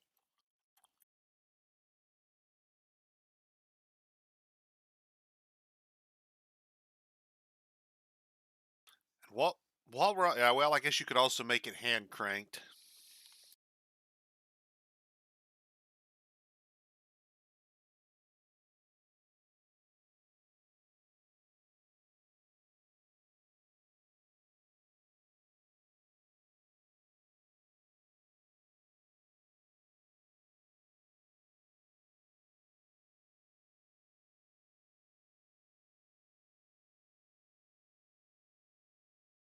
Oh, cavern, wherefore art thou, cavern?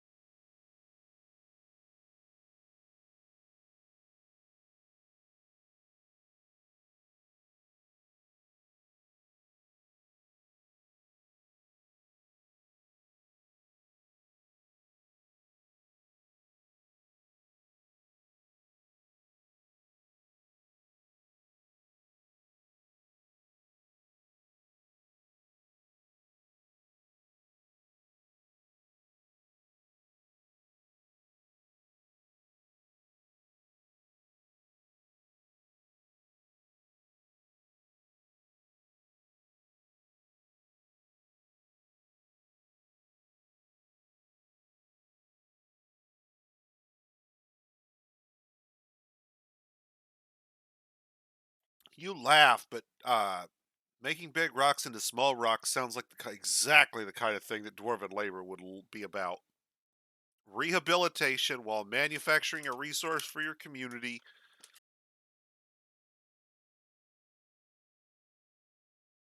I mean, you and I are just going to look at that and go, that just sounds like slavery with extra steps. But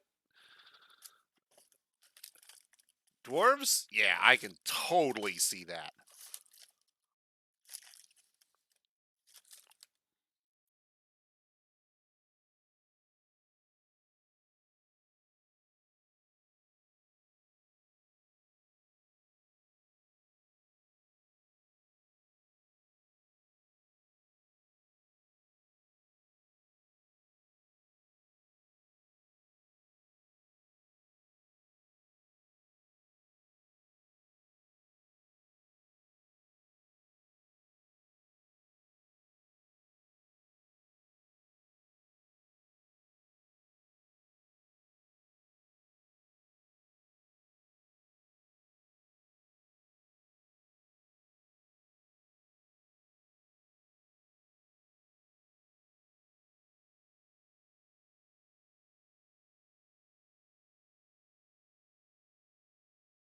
Well, assuming that don't. Yeah, see, this is what I was afraid of. We still haven't found the caves, and now the draft animals are getting hungry. So, their meat.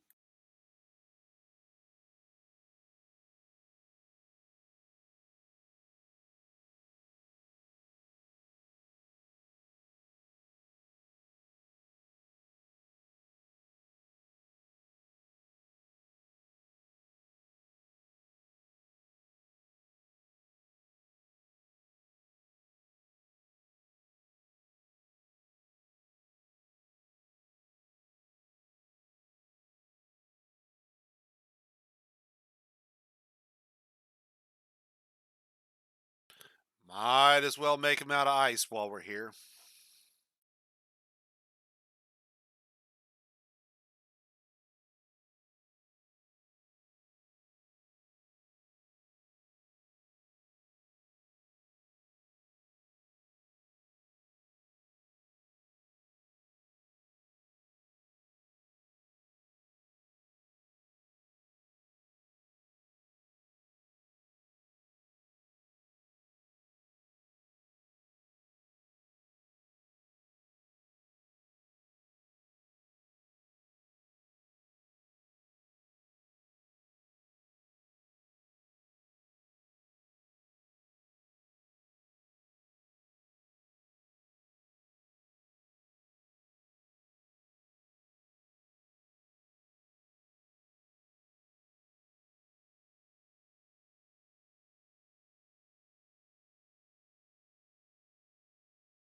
We have found the bottom of the fucking world.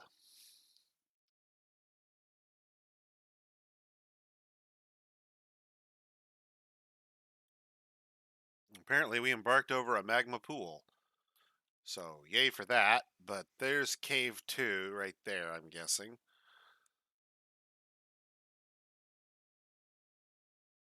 And cave 1 has got to be like right in here then. Wow, that's really deep. The bowels of the world. So that's cave 1, we're guessing, or cave 2. And then there's magma C there.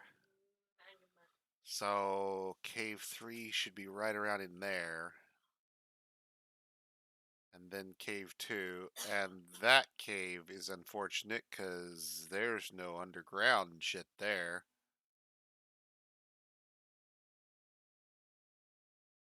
No moss.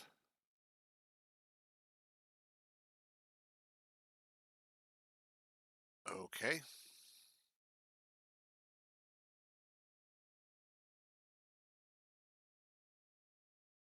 Well, continue on down then.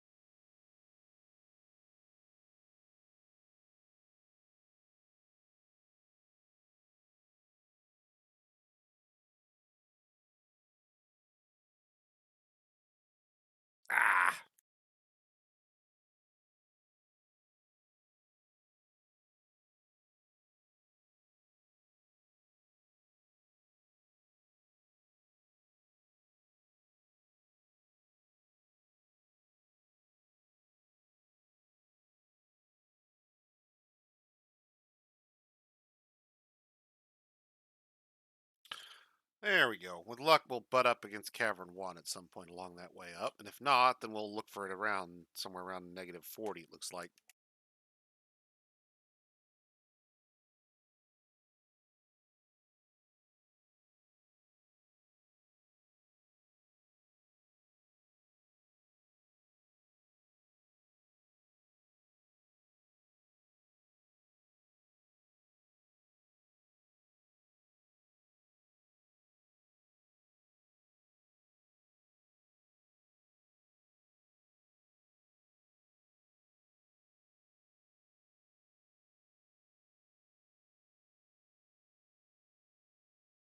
If you do reduce it, I would not go below 2.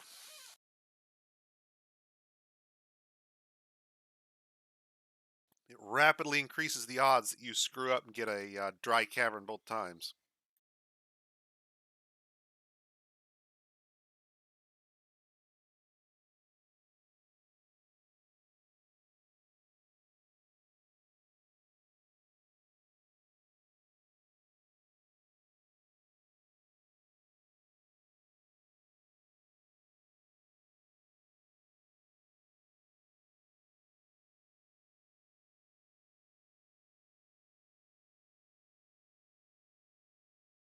My fucking fortress is a hole in the ground. We've literally built nothing above ground except some workshops, and here's this human hammerman out of nowhere visiting us in the middle of a goddamn glacier. What the hell is wrong with him?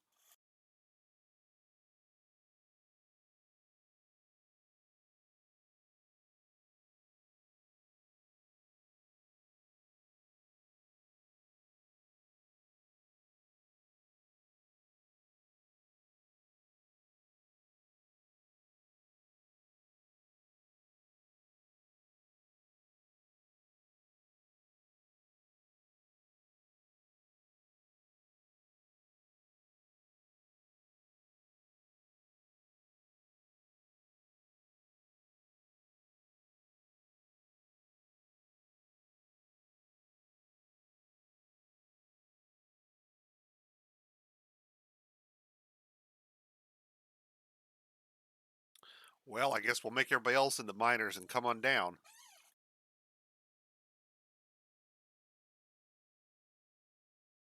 We're gonna find us a cave.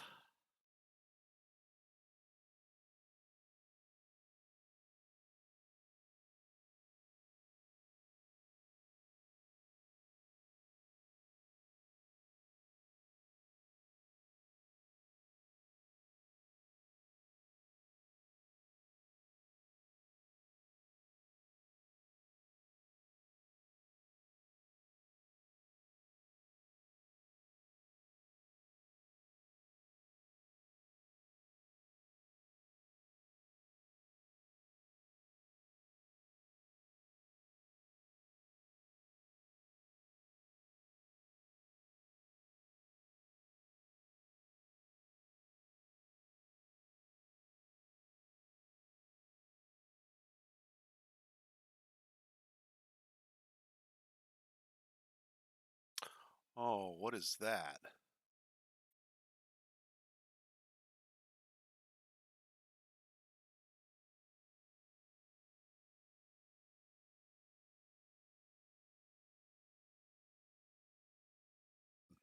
Dwarven radar says cave be there. Yeah, buddy.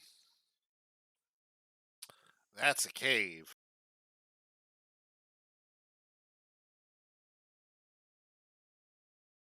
Says there's a cave there too.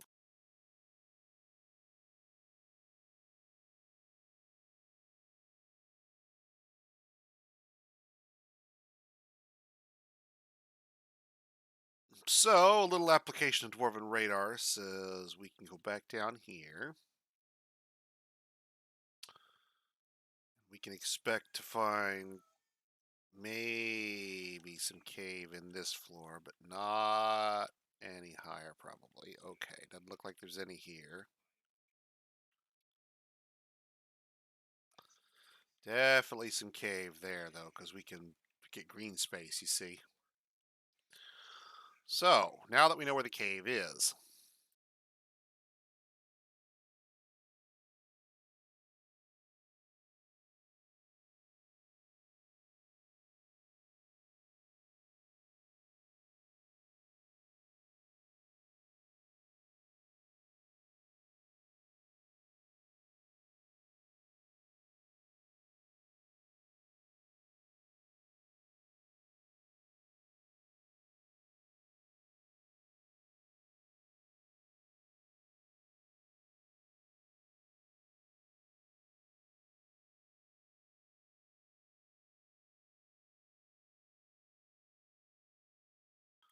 Well, let's take a look.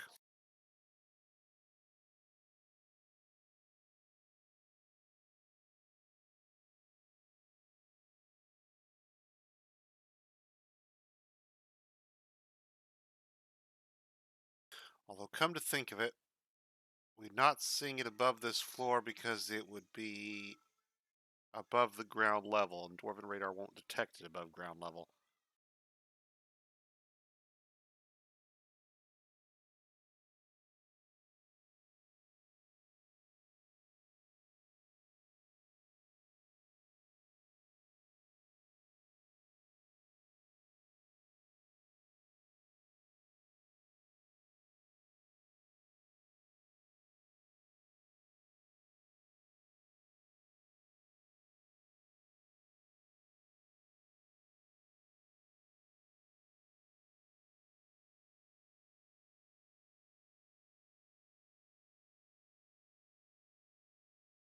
Goddamn, I hope. Okay, so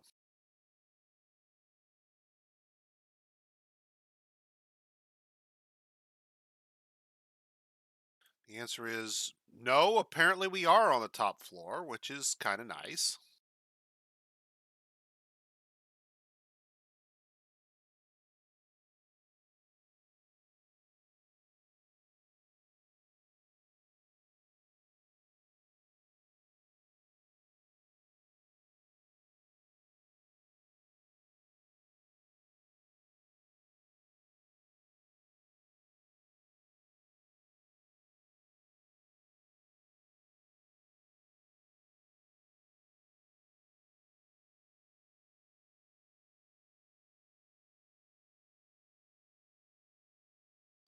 Small area there we can probably use for tree farming, but there's not a real good spot here. We can kind of wall up this little section here that we actually punctured in is about as good as we get in terms of defensible area.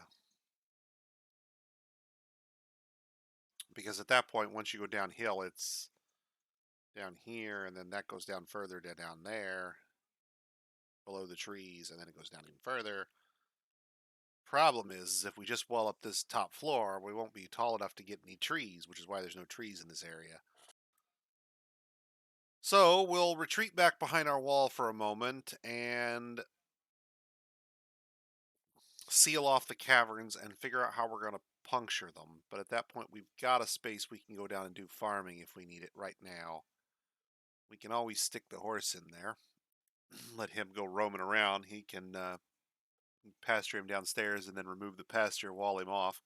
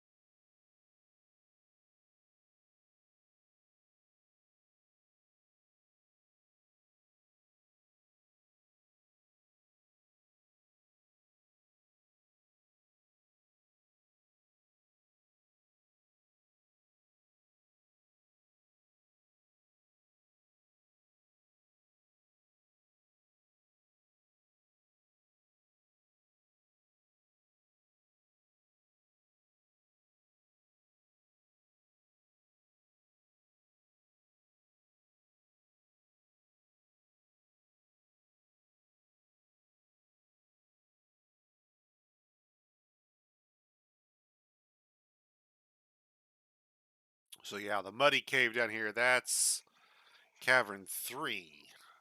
We definitely don't want to be down there if we can avoid it.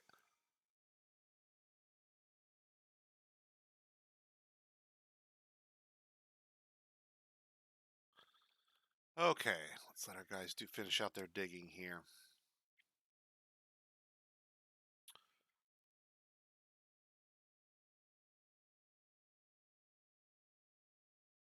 And they're canceling these dig jobs because they've realized they're no longer valuable. They'll slowly cancel them off.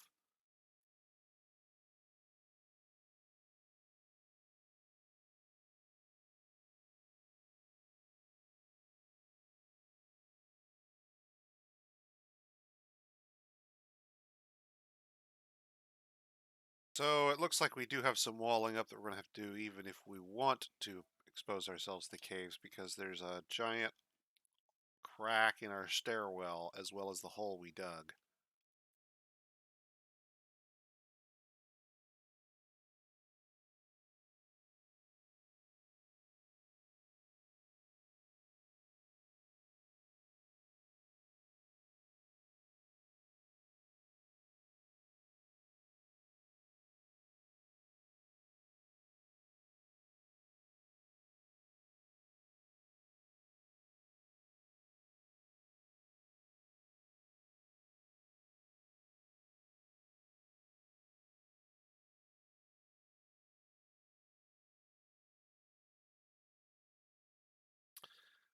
Think they'll do that.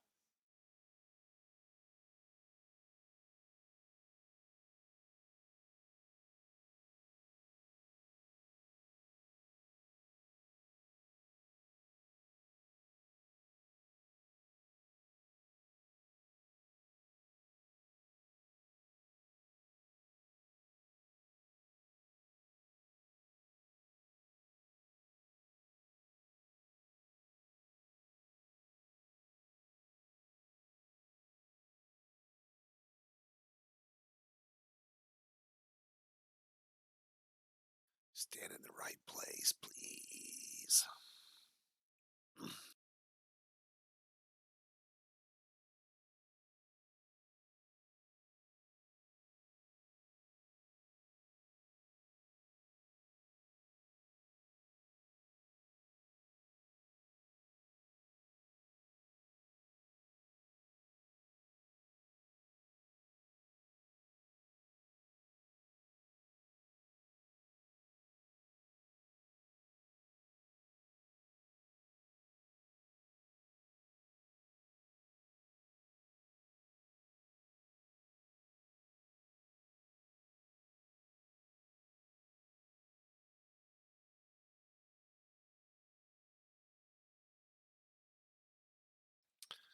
Oh, this ain't good. The Yetis are absolutely tearing us up now.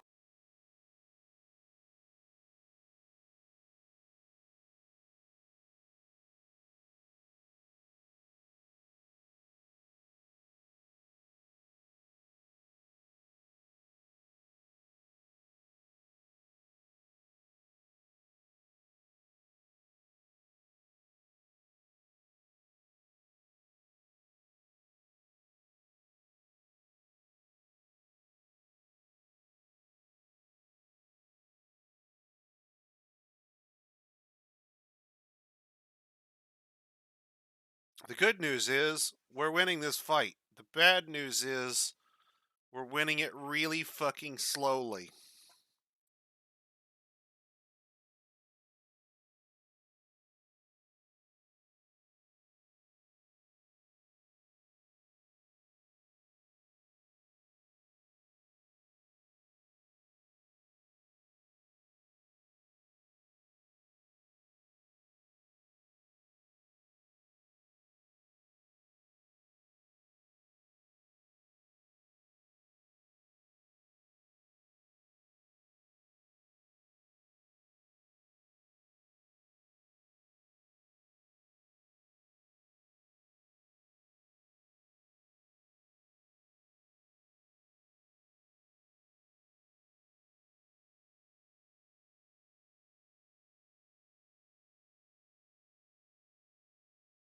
Well, at least these guys are as useless as they appeared. Huzzah!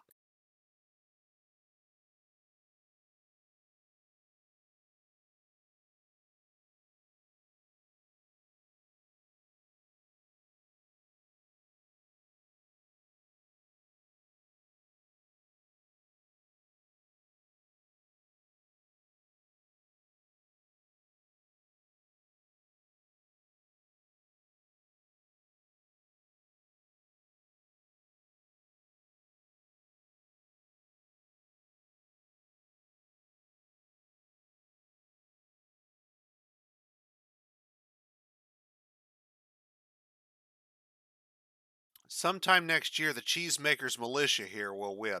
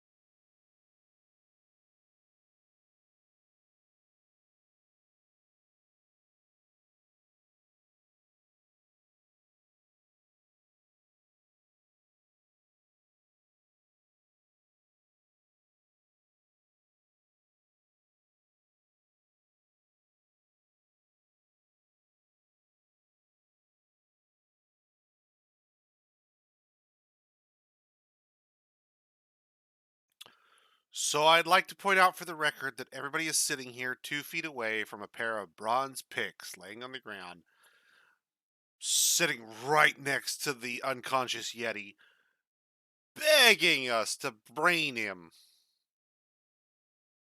Nobody touches the picks. I have individual choice melee on. Picks right there. At some point, you'd think the waiting would overcome the need to punch the Yeti.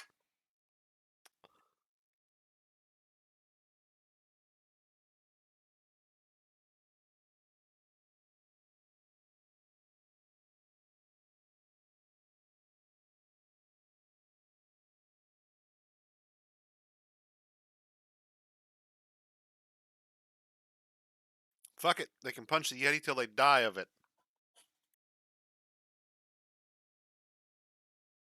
If I stop punching the Yeti, they get scared of him.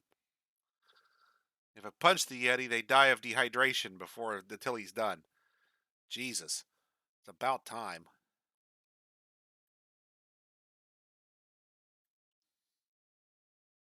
I want to see how many pages that combat log was. 35 pages of fucking combat log before somebody finally fucking brains the Yeti with a fucking pick.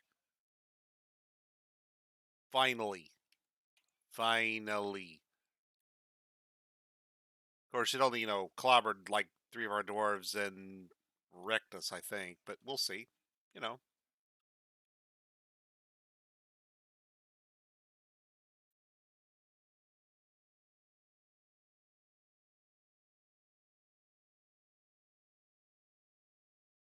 We have to try this again with military instead because bringing sand doesn't do us any good if we got no soil.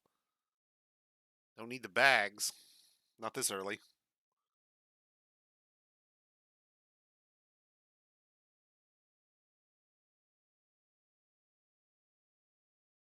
I'm not sure you can force them to equip it once they've engaged combat.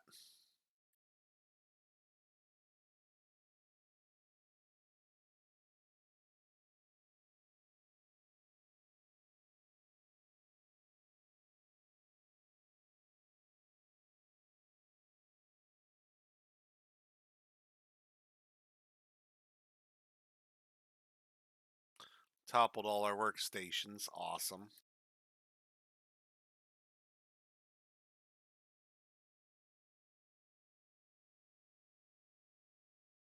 As I recall, this is going to fail, but let's try it. Might work because we're in the glacier.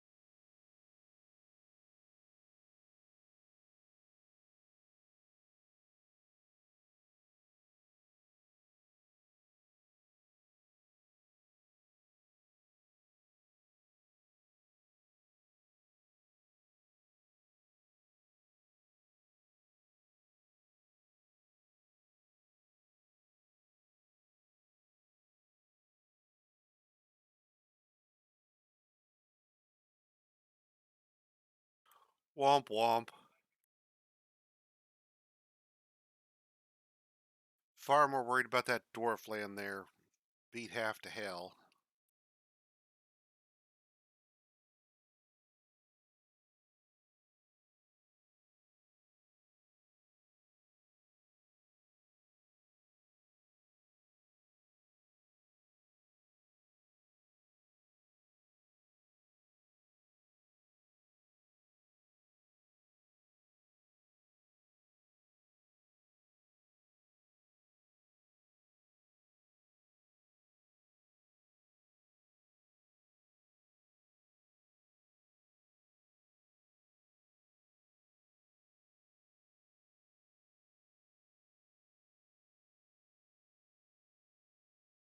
Even if we'd started this sooner, we wouldn't have had the damn stone to build the wall.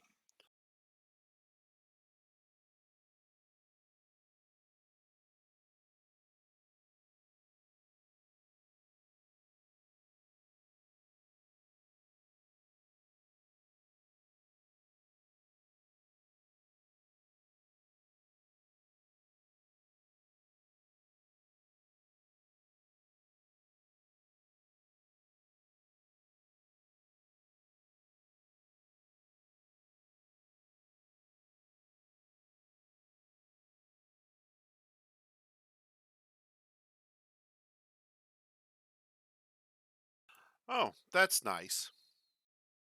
You know, the cave crocodile that just came up out of the. Yeah, where the fuck did he come from?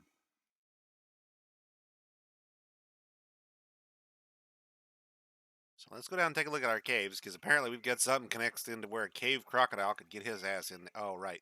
We fucking still haven't walled this up. Duh.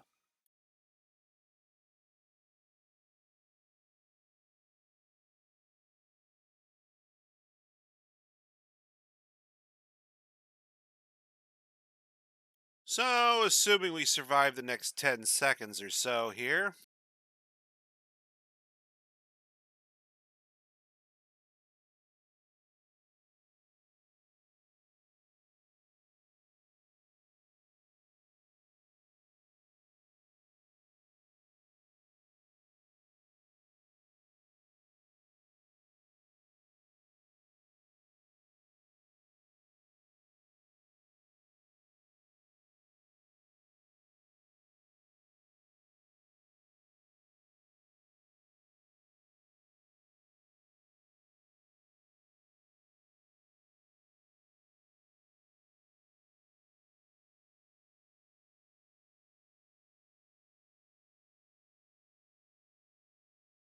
No empty buckets, no way to get them. 3 years before anybody bludgeons this fucker to death.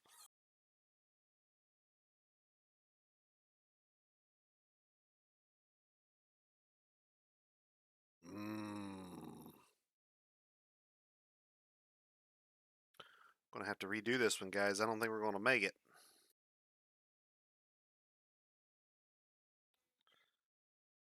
Can't stop beating on him, because if I do, they run away.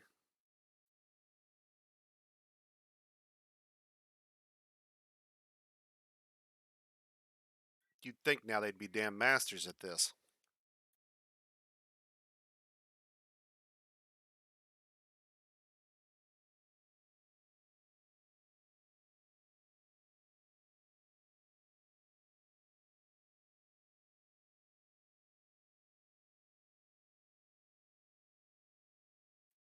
Miners can't get any mining done.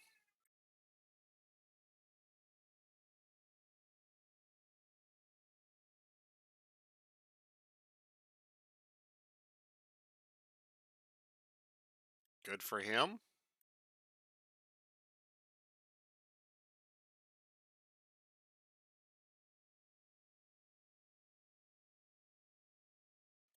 Wagon full of drinks, guys. Have at it. Oh, right. You're punching a cave crocodile for 3 years.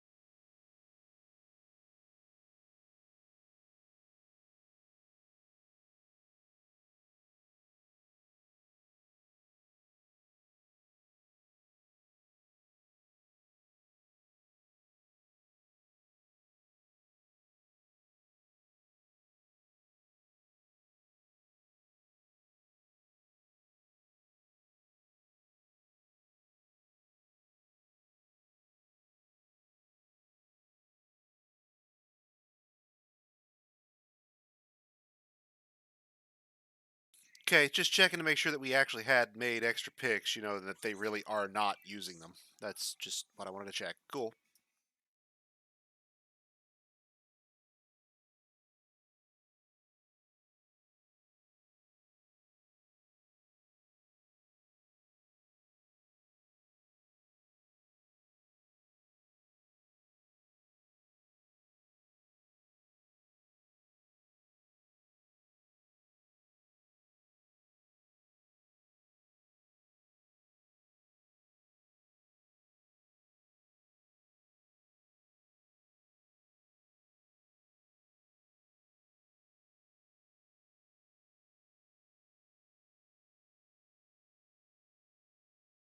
36 pages. We're now ahead of the Yeti.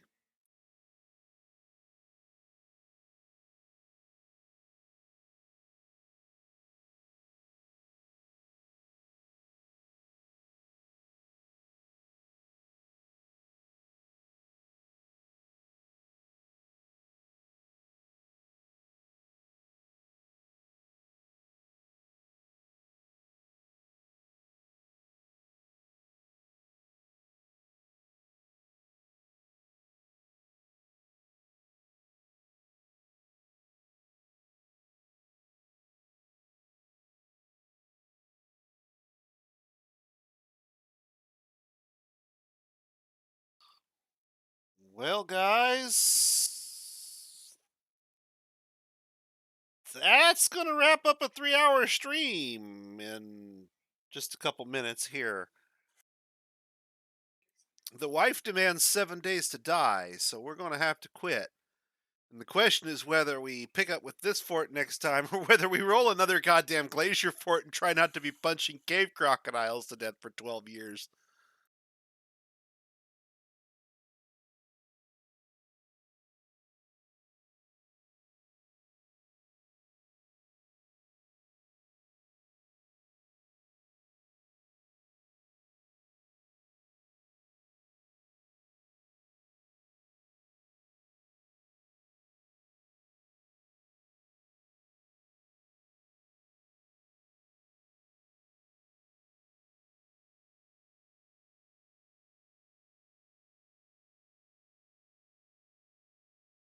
Oh, I'm sorry. Forgive me. My bad. We passed the Yeti once, and now we're going to pass the Yeti again because it's culling the log.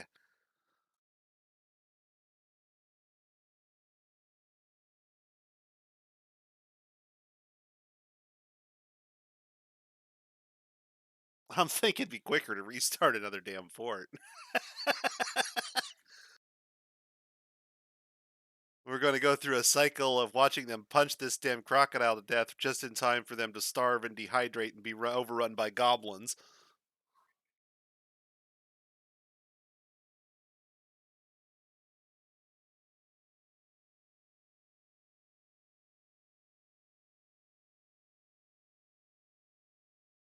And I made picks, and they have a uniform.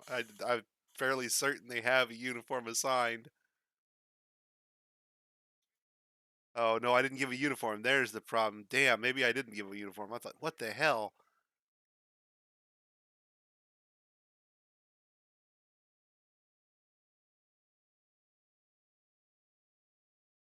Somebody go pick up a weapon. Kill it. Kill it. I did everything but give him a damn uniform. Shit.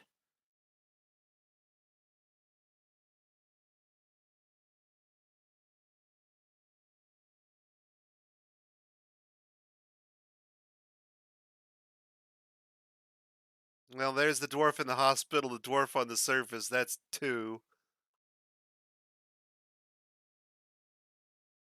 3, 4, starved, starved, found dead. So yeah, we're doing good now. That's 3 dead.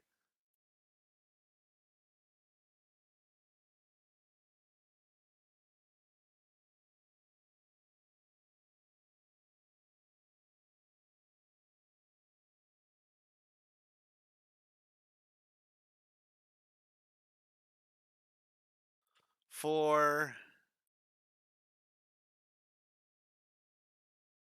Oh, the cave crocodile finally got up. So not only is it taking them fucking 3 years to beat on it, but they're probably not even going to win the fight.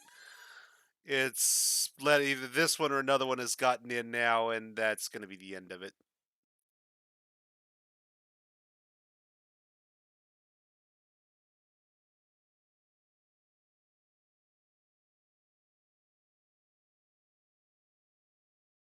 Finn.